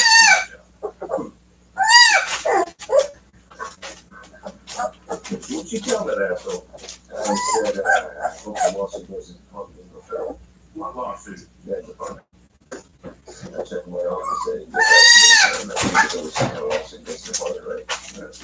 Yeah, shut up. That's good. That's our time round up. You know what, we don't have to do this today. Not a bad idea. Let's take a rain check. Just the same,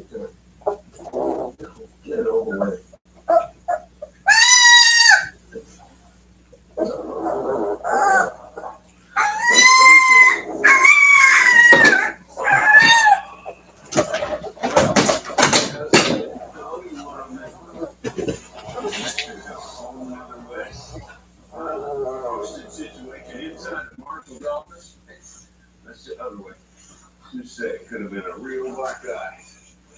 You managed to end this so quietly, I don't even think it's gonna make the papers. My sole purpose, my guiding principle, was to protect your reputation. And I appreciate it. Now remember, no what ifs, no would haves, just the facts, man. Yes. Deputy Marshal Raylan Gibbons, initial portion of that interview, was present. She's deputy on board. You did me something you characterize your relationship with David Crowder.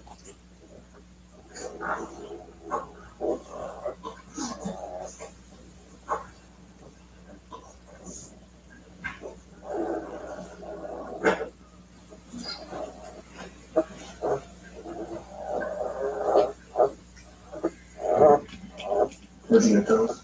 Doesn't matter. When you meet today with Bo Crowder and his lawyer.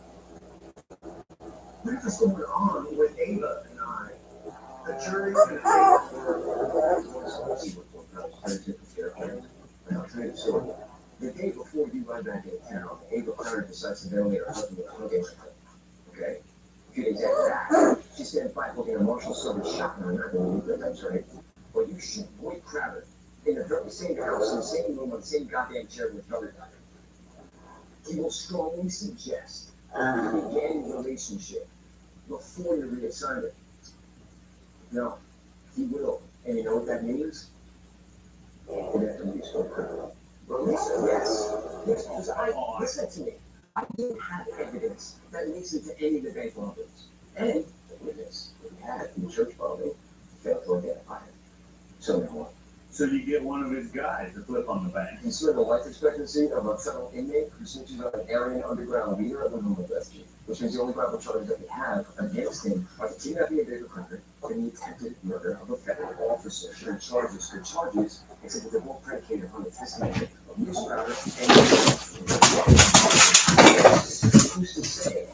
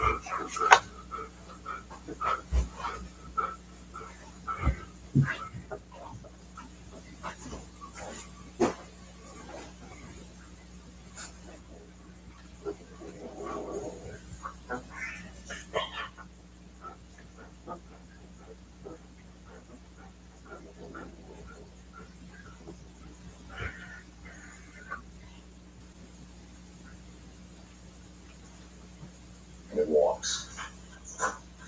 But we pray that he doesn't decide to sue.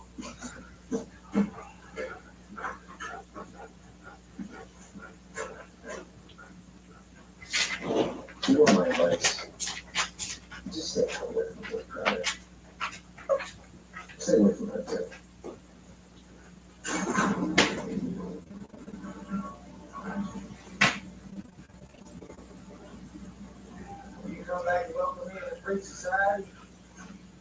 That's awful white of you, Raymond.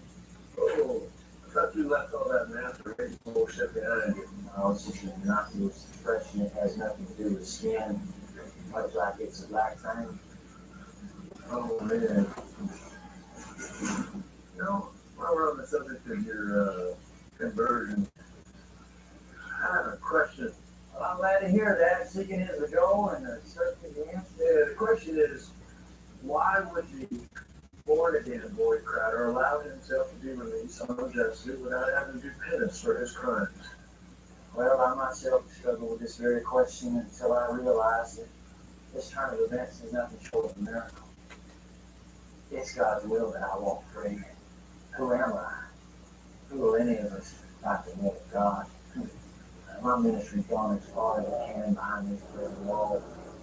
As much as it pains me to say this, there are many souls in there that are simply beyond my power to save. And my mission now is to cast off the shackles of my incarceration, to go forth in the land and spread his good word the way that Jesus did with his apostles. No, of course, yeah. It's funny, I don't see the miracle. See, the way I see it, I'm the one who allows you to be unleashed on the world. Like I'm the one who's going to find a way to put you back in a cage. Well, I hope you understand, Raymond. I can't let anything stand in the way of my divine calling. No, I'm needed. Okay. Don't be lying. First break, you see, questionable spirit, good getaway route. You'll be able to resist that temptation. Temptation inside. You know, you haven't believed the word I've said. You think all my talk with God is just me working some angle. All I know for sure is you robbed banks and you blew shit up and you murdered at least one man. You remember Jared, right? Guy you shot in the back of the head on Sixth Street Bridge. I must leave you now, Raymond, baby, so to the bosom of my family. Well, I will continue to pray that someday I might bring you a modicum of peace. I appreciate that.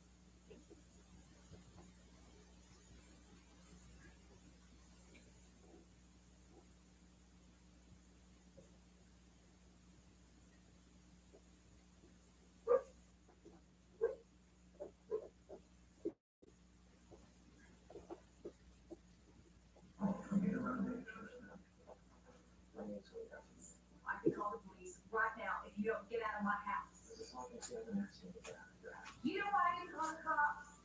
Because I know you're in something with some bad people, and I know that this Duffy guy, he's one of them. How do you know something that isn't true? Now they're going to get him from I wasn't ever thinking of shooting you, but you dragged her down, and then any of the shit you got going on now, different story.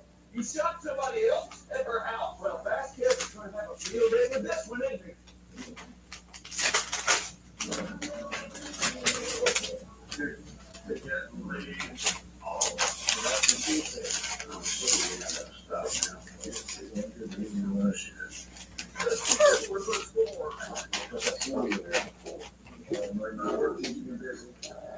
I am on what I've been told is a well-earned vacation.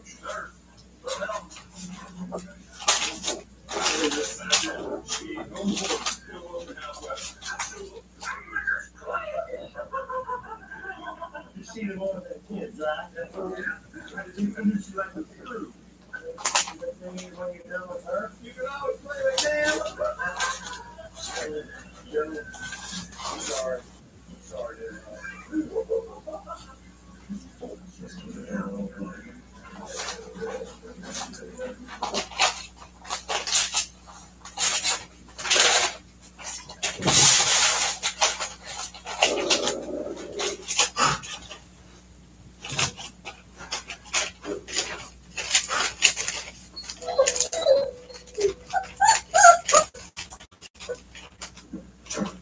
Let's go keep your mouth shut. There's something wrong, man. Anything you can have that, dude?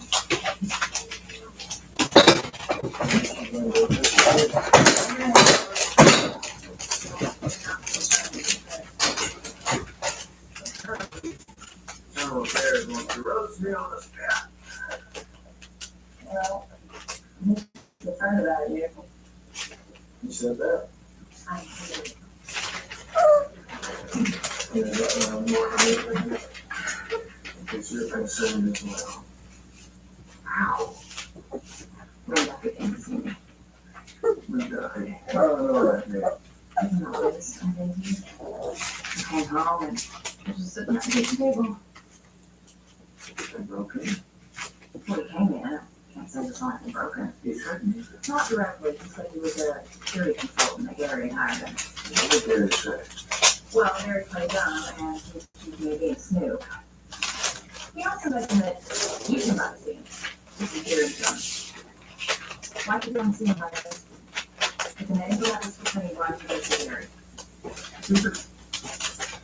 We were married 6 years.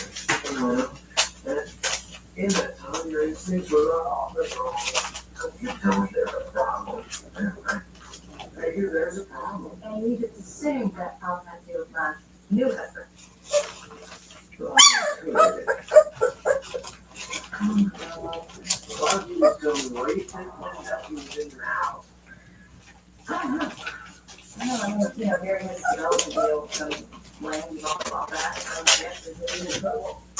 It's gonna have something to do with that, right? It's time to do development. If you're thinking about going back to talk to Gary, please don't. My whole life is straightened up about my ex-husband going back to my new husband. Yeah, I'm gonna. Thing to do now, go to Wing Duffy's place. Have a peaceful chat. You think you're capable of that? I think that's all I'm capable of. You'll all be fine, aren't you? Certainly too old to be losing.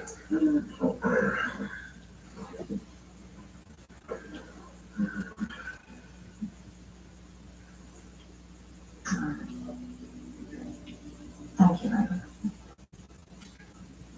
You're a good man. Not good enough.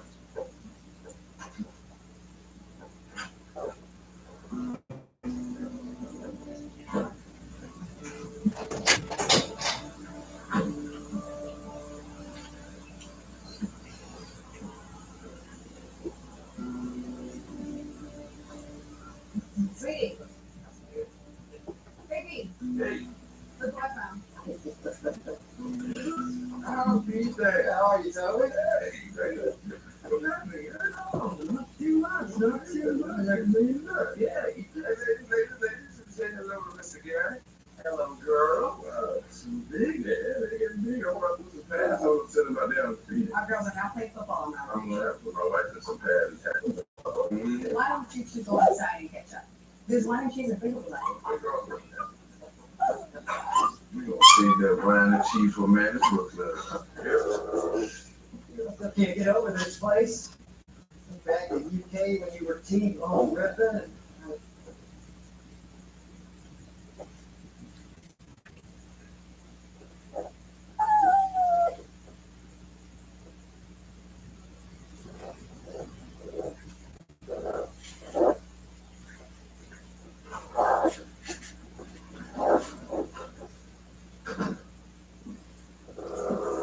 Gentlemen, Afternoon, can we help you? oh, I sure hope so. I understand you two are in the security business, and as you can see, I think it is. Oh, you got about that, who you are and who referred you. And I was referred to by a friend of mine, a guy named Gary Hawkins. Well, I'm afraid you've been misinformed, but thank you for your interest, Mr. Ray. What did it say?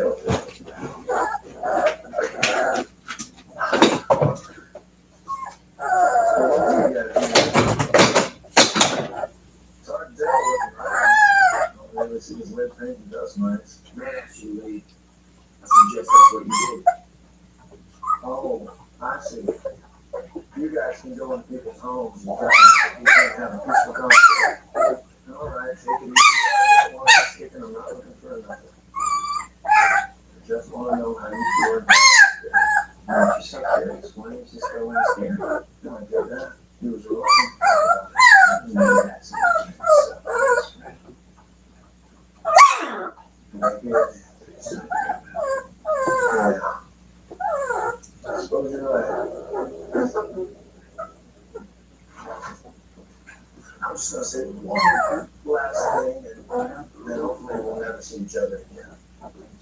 It's gonna take me a day maybe to figure this whole thing out. In the meantime, whether you go near Gary or his wife, I'll come back here and open your entire existence. Is that understood? Thank you, Mr. Ray. Your point is well stated.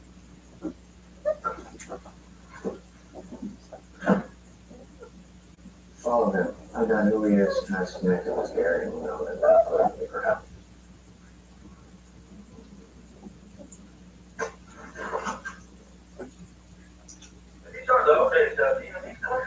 No, I agree, Mr. Arnett. You know I have your best interest at heart. The federal marshal walked into my office and threatened me. Hold on. Yeah. Oh, W, you still there? Yeah, what would you like me to do, sir? Well, go to Gary, remind him clearly and simply of his obligation. Ow. Easy girl, we're gonna come to you. I'm sorry, Doctor, what was I saying? Remind Gary of his obligations. Right, remind him, and I'm sure he'll see. Mr. Arnett, could I ask you a question? You getting a blowjob in your office right now? I'm gonna call you back. Mr. Hawkins, I was just talking about you and your friend. Duffy, how are you? I'm okay. It's been a busy day. Yeah, you're friend of yourself. Mr. Raymond. Seems very concerned about you and your lovely wife. Well, yeah, came right by the office. Fancies himself a bit of a tough guy, doesn't he? Hey, Gary, I'm gonna tell you. All I really care about is getting money. All these people in the office ain't great times. Yeah, well, that's what I came out to discuss. Great. Okay?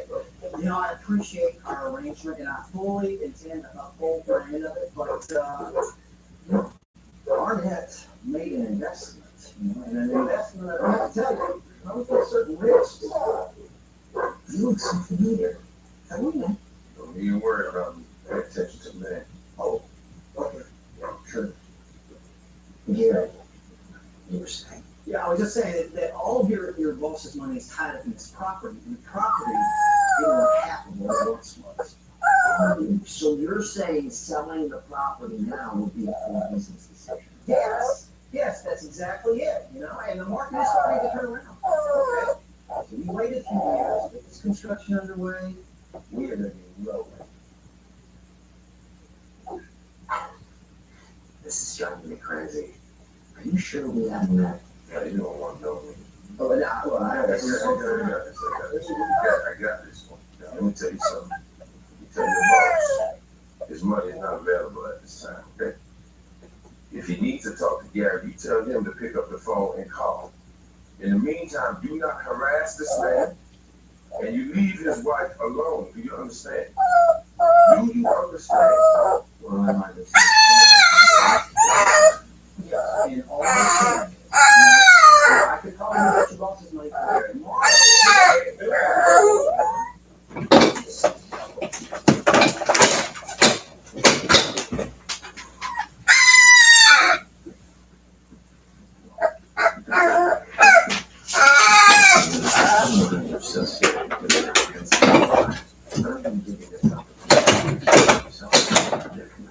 before you get involved in something that, quite frankly, you don't want to be involved in. And I'm gonna give you a minute to extricate yourself about my face before I have to paint your office with your shit. I'm going to Starnet and I'll tell him everything you just told me. That's exactly what you're gonna do. Okay, all right, we're just asking to think about it. Ain't nothing to think about, Gary. Come on. Oh, no. All right.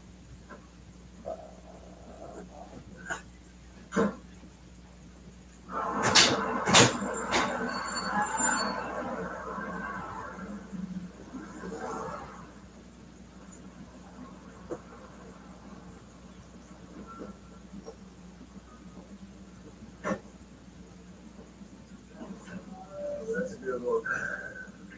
Okay. Glad to see you up and around, man. I'm sure how bad those guys got teeth. I was saying it might be best if you didn't sign them up here today. Listen, I ain't looking for more trouble. Don't even want to get back at those men. Lord knows I was asking for it. But, I had a hat on that I've grown pretty fond of. I'd like to get it back. I didn't find the hat. Yeah, well, if those guys show up, or if it just turns up, I appreciate you giving me a call.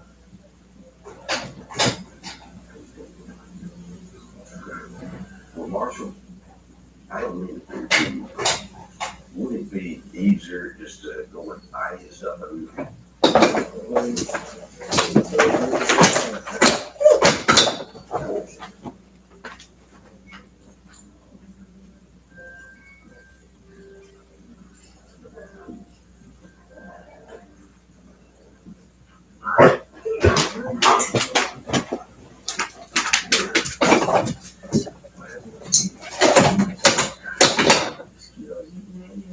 Everyone's talking French. There's only one movie theater. I don't know if you're. Lovely girl. Pretty much French.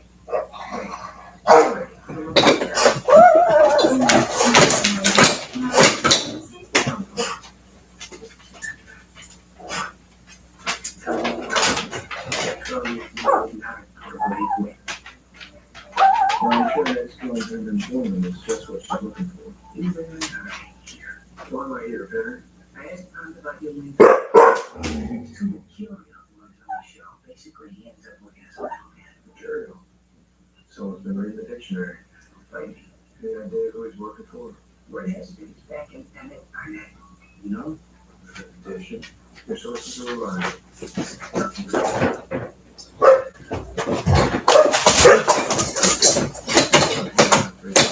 When the economy turns, you realize that you can be taking people's money legitimately. Cash flow and high interest, no questions. Many people these days looking for a life goal. Anyway, in the end, when they can't pay it back, they take all the money and more. Yeah, I'm not seeing him. Listen, that's no big deal. This guy Duffy and Billy Mack. Getting real wild cards. I heard last year, guy wouldn't pay. On his brother, cut his face off so not to the soccer ball. You're joking. That's what I heard. There you go, boys. No rushing. Aw, thank you so much, sweetheart. really being stingy. First step I could give her, stay away from you. Hate her too much. Hey, don't you usually wear an obnoxious hat of some sort? She's crying. In the lonely, in the friend, you know you're there.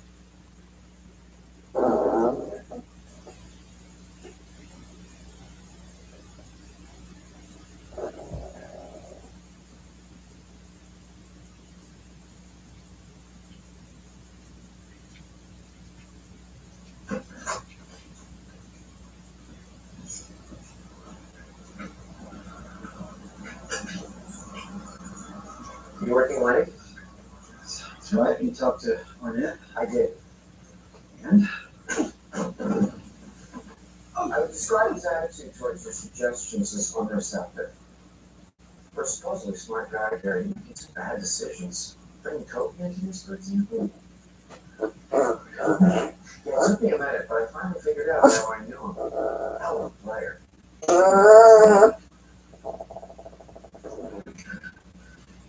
Did you honestly think that Arnett would just lay down? Get the money by tomorrow morning at 9 a.m. Find a way. But then I trying to be a was.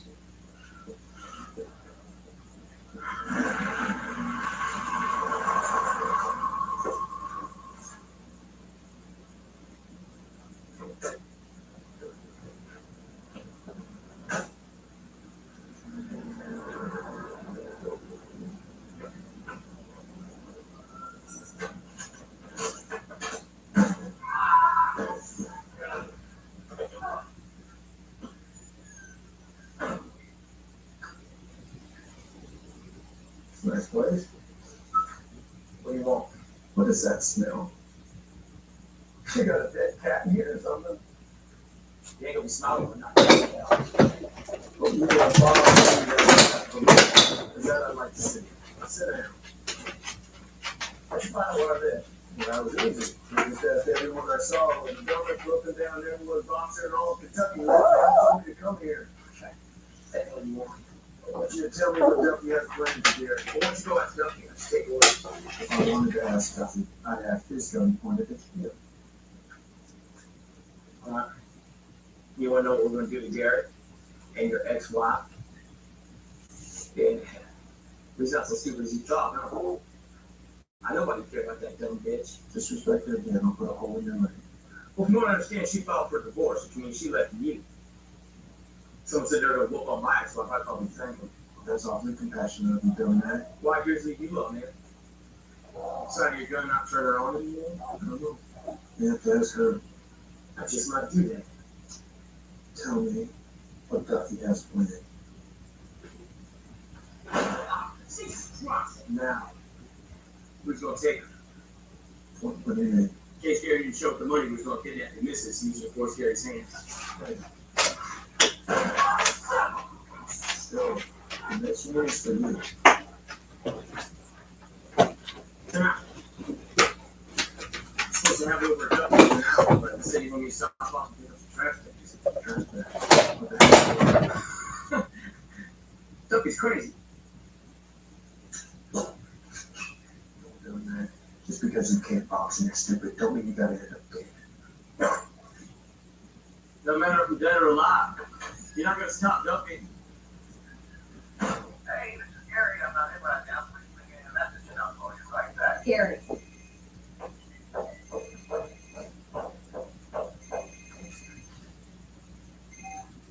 Braylon?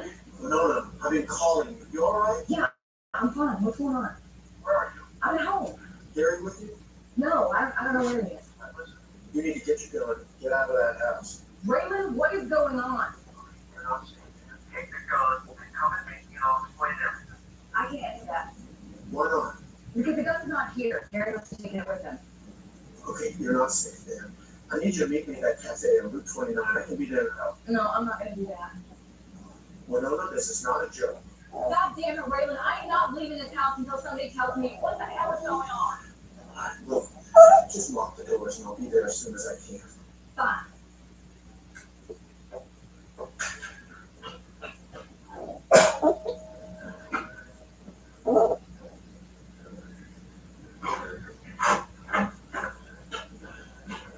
You've got a lot more come back to this house. I'm so sorry. You're not just sorry. I want you to turn your side by side and go everything you can do to Jesus, Toby, come on now, let's do some. I'm so sorry, the girl, all right? Everybody's okay. So get in there. I'll be fine. Obviously, they came after you too long. I don't know what you're gonna do, guys, but you're on your own now. Yeah, I don't know. I don't know either. But those men, I'll never be back here again. Oh, Toby.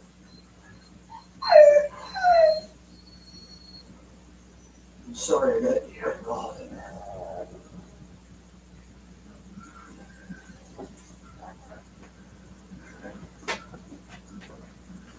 oh, now.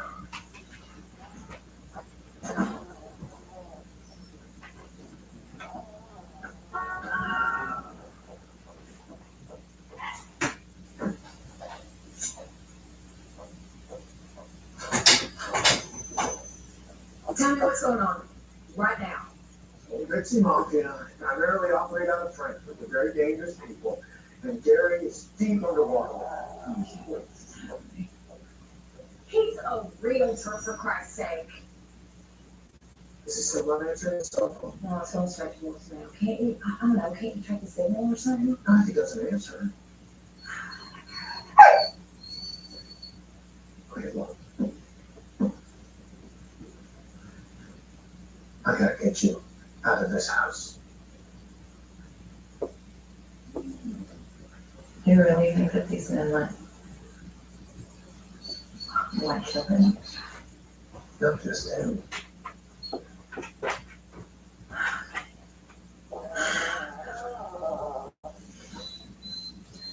I'm begging you. If you care about me at all, just go out. You know me. Honestly, you think I'm gonna let you stay in this house if I come out there looking for Gary? No.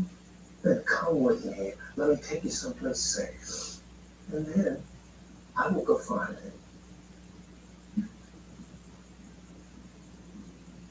Deal?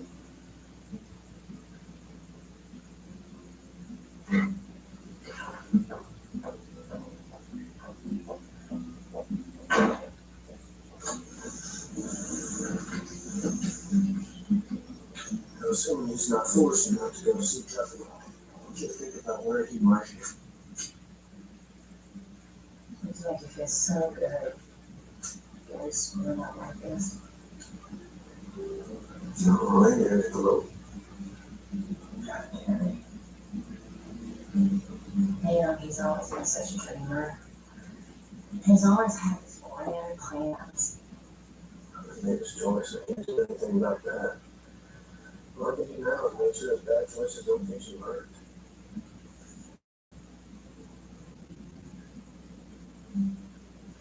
You know what, when you ask me why him? That's why. It's not, liked him more, or are you smarter or better looking? It's that he wants things. And he's genuinely excited about life and about his prospects. Yeah. How's that working out for you? Oh, God, is that what you say? And I thought you were a smart, pragmatic woman. You know what, Raylan, number one is exhausting. I don't know how you shoulder it, because I sure couldn't do it anymore. I needed a little hope in my life. And as ridiculous as this might sound to you right now, I love him. You know, we built a life together, and it's a really good life that I would like to continue. I'll do everything I can to get him back. Okay.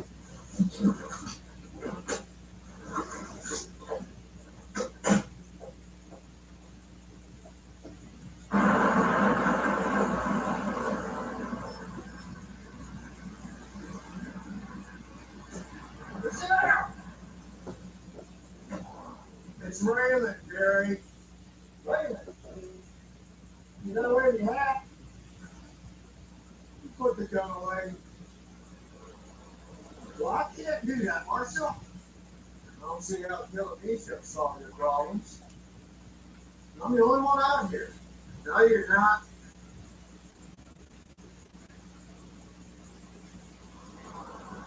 You really gonna do that? Well, I thought you knew, Marshal Gibbons. I'm worth more dead than alive. How do you figure that? You gotta kill myself at least when I get the insurance. Oh my God, Gary. If that's what you're after, you best get me the gun. I'll do it myself. Now you're gonna shoot me on my vacation. What happened to your place? Nothing. Don't worry about that. Well, what? They do that because of me too? No, Gary. This is my building. Now you listen to me. Any asshole knows that if you kill yourself and you hate the coverage, you're going to be worse off than you already is. So you tell me, is that what you want? Damn it!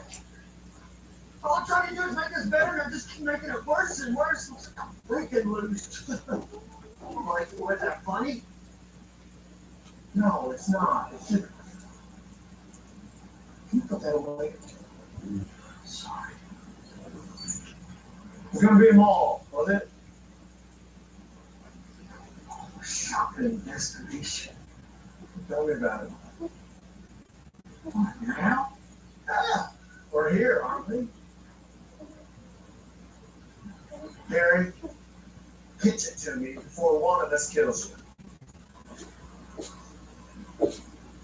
Shopping and restaurants, 10th grade movie theater. We got horse stables for the kids. I mean, it was true Kentucky through and through. Nothing like it anywhere. I mean, this whole layout is feng shui, designed to encourage spending. So get outdoors. Oh, yeah. What do you do during winter? It's going to be less hard. Yeah, we have the walkways, these hanging space heaters and string lights all through those trees. And we've got horse-drawn carriage rides to the main drag there at Christmas time. We've got Santa's workshop right up there on the north end. And I have to admit, I'm impressed. Thank you, I really appreciate it. It ain't worth dying over.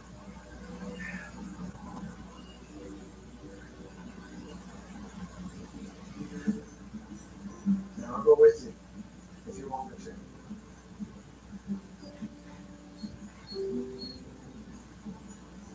What you do on your vacation? Apparently you need socks.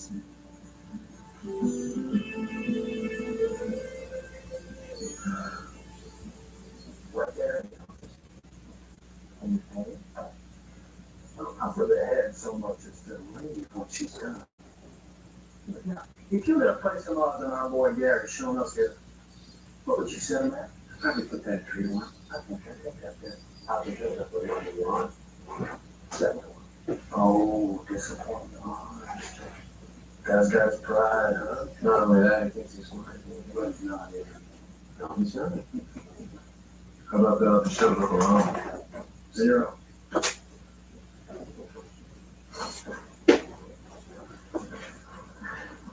You two are quiet there.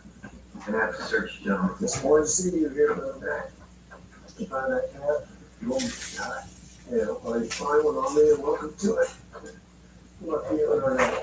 That's correct. That's the mission, right? There.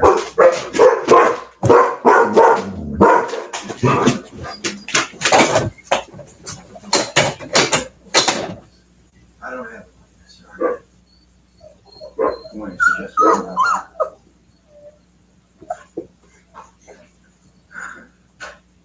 Inside is a notary signed letter forfeiting the property to you.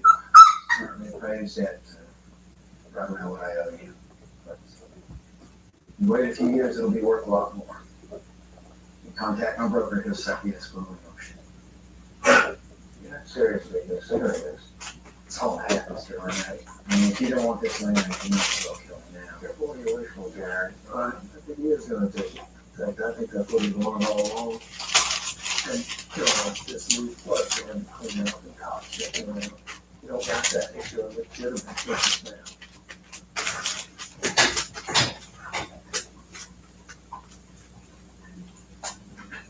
I will take a lamp. What, you a developer now? Just maybe I am. That's right here now, it's 75. Say he was delicious. Wow, I'm great. Shut up, Gary. You've been laboring under the impression you didn't pay us for the portion of the recovered money. And now you're told you'll pay me. Anyway, if we're good here, Sherry and I are gonna go ahead and take off. Look at your move. Come on, Emmett, come on. Show me the Benjamins, the homies are all rapping about. Well, I assume you're gonna take care of that. No, how's that supposed to know you don't show up without any cash? Right, but eventually, Somebody's right, we're having to start cutting, pocket that D, and go over. Too late, you can get your force. What the land? What am I, a farmer? Show me the cash, and it's for a square guy. I'm ready to get an executive force. I'm gonna make your party as small as I possibly can. You gotta get this. Hold that gun. Give me the goddamn money.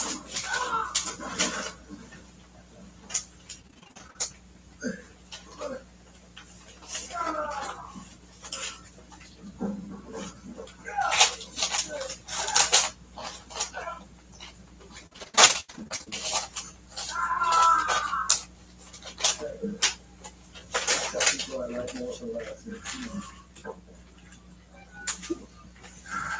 Yeah, this is a Deputy U.S. Marshal Wayland Gibbons. I'm gonna need some squad cars and an ambulance.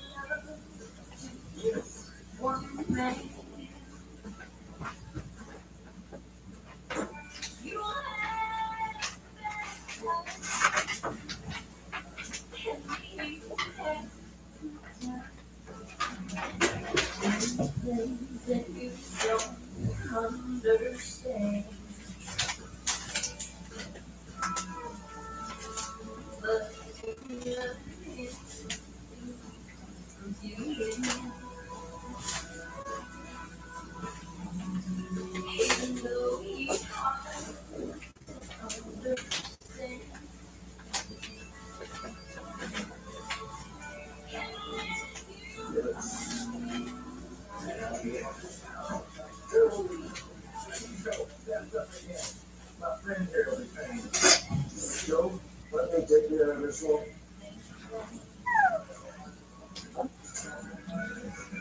Thought I told you not to come back in here. Just here's the back. Gotta take a look. It's pretty good.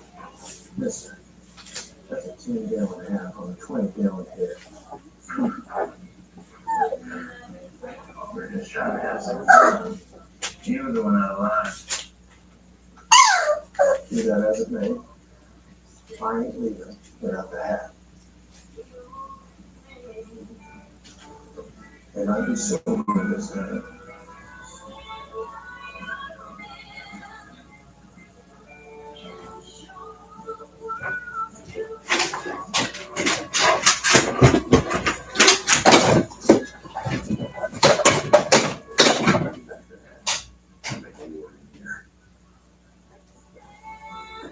Thank you, Johnny.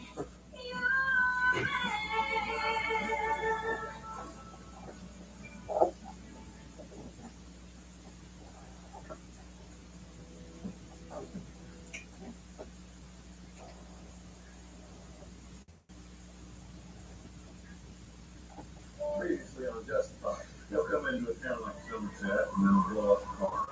The cops are busy and they'll go around the night.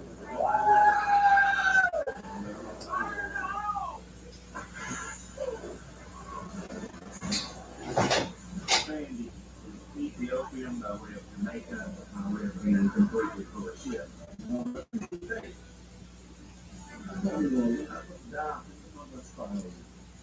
Not everybody's so. This is wrong. The only proper choice that you have against him are predicated upon the testimony of Ms. Crowder and yourself. And now you both have been compromised as witnesses. We're going to have to release full pressure. Get out of McCurry, come back home to Harlan, you're straight back cooking, using methamphetamine. Now you want to stop. You sure do. All of it. You want to forsake your life of crime, your drug addiction, walk the road of righteousness. Whatever it takes. What if I was to say to you, and you use methamphetamine again, I'll shoot you in the head.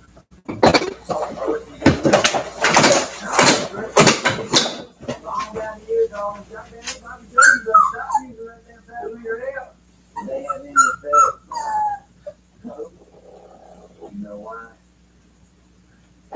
No. Because the stick don't work, son. And the only thing that does work is a carrot. The carrots we offer in this church.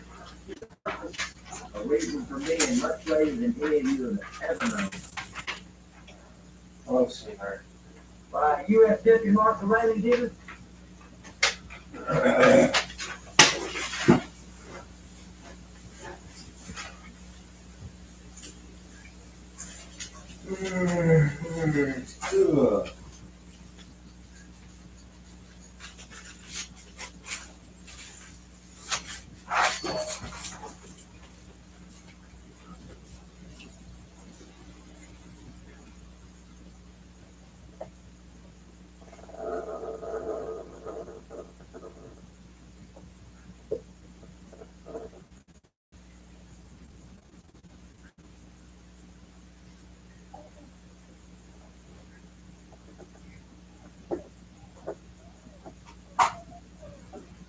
Well, did you clean up your food, honey? Oh, shit.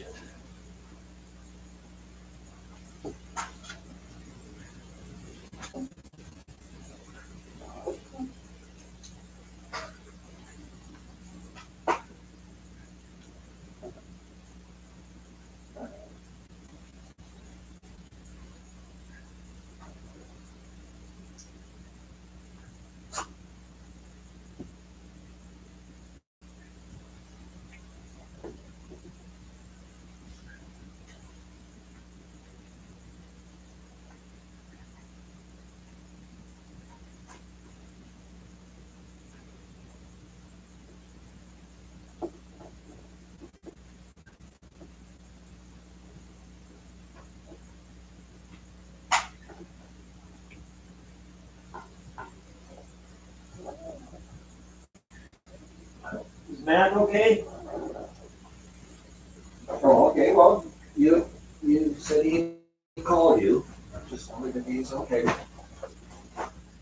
Okay, and have you had a chance to look at those little videos of the puppies? That's okay, that's okay.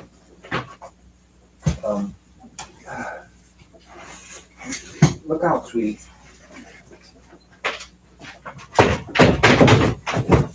You having supper?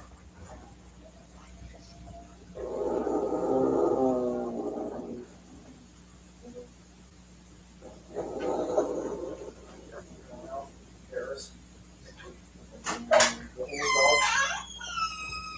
Walk. Okay. Paris. Should we not go? Paris, not go. Come on, Paris.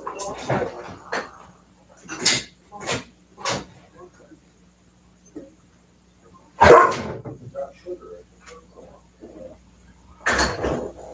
So, we got a message.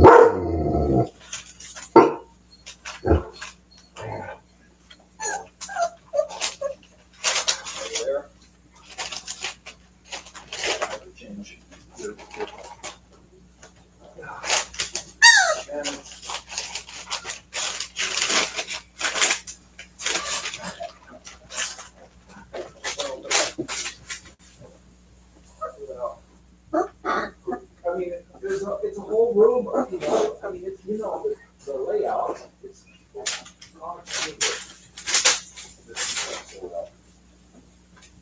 Oh, well, anyway, yeah, who knows?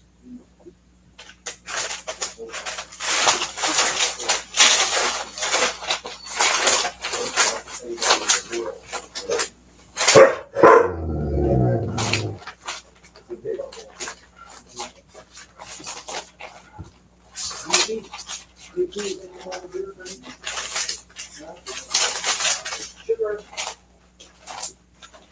Yeah, yeah, here, yeah.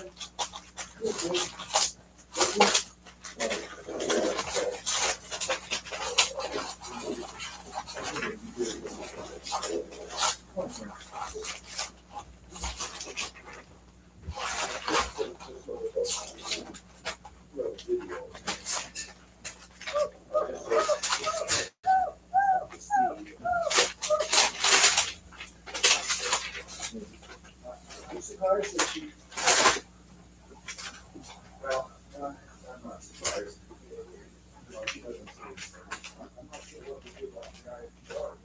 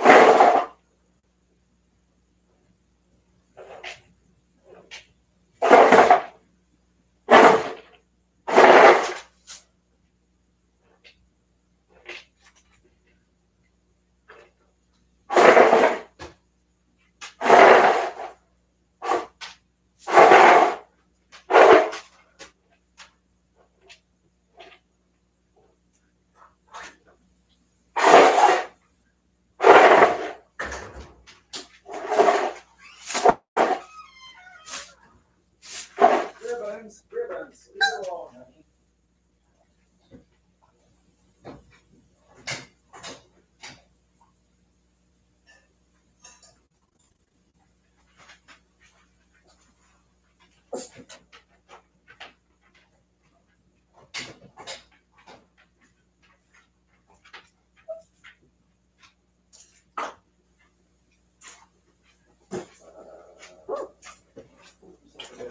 Oh, did you want to come in? No? I guess not.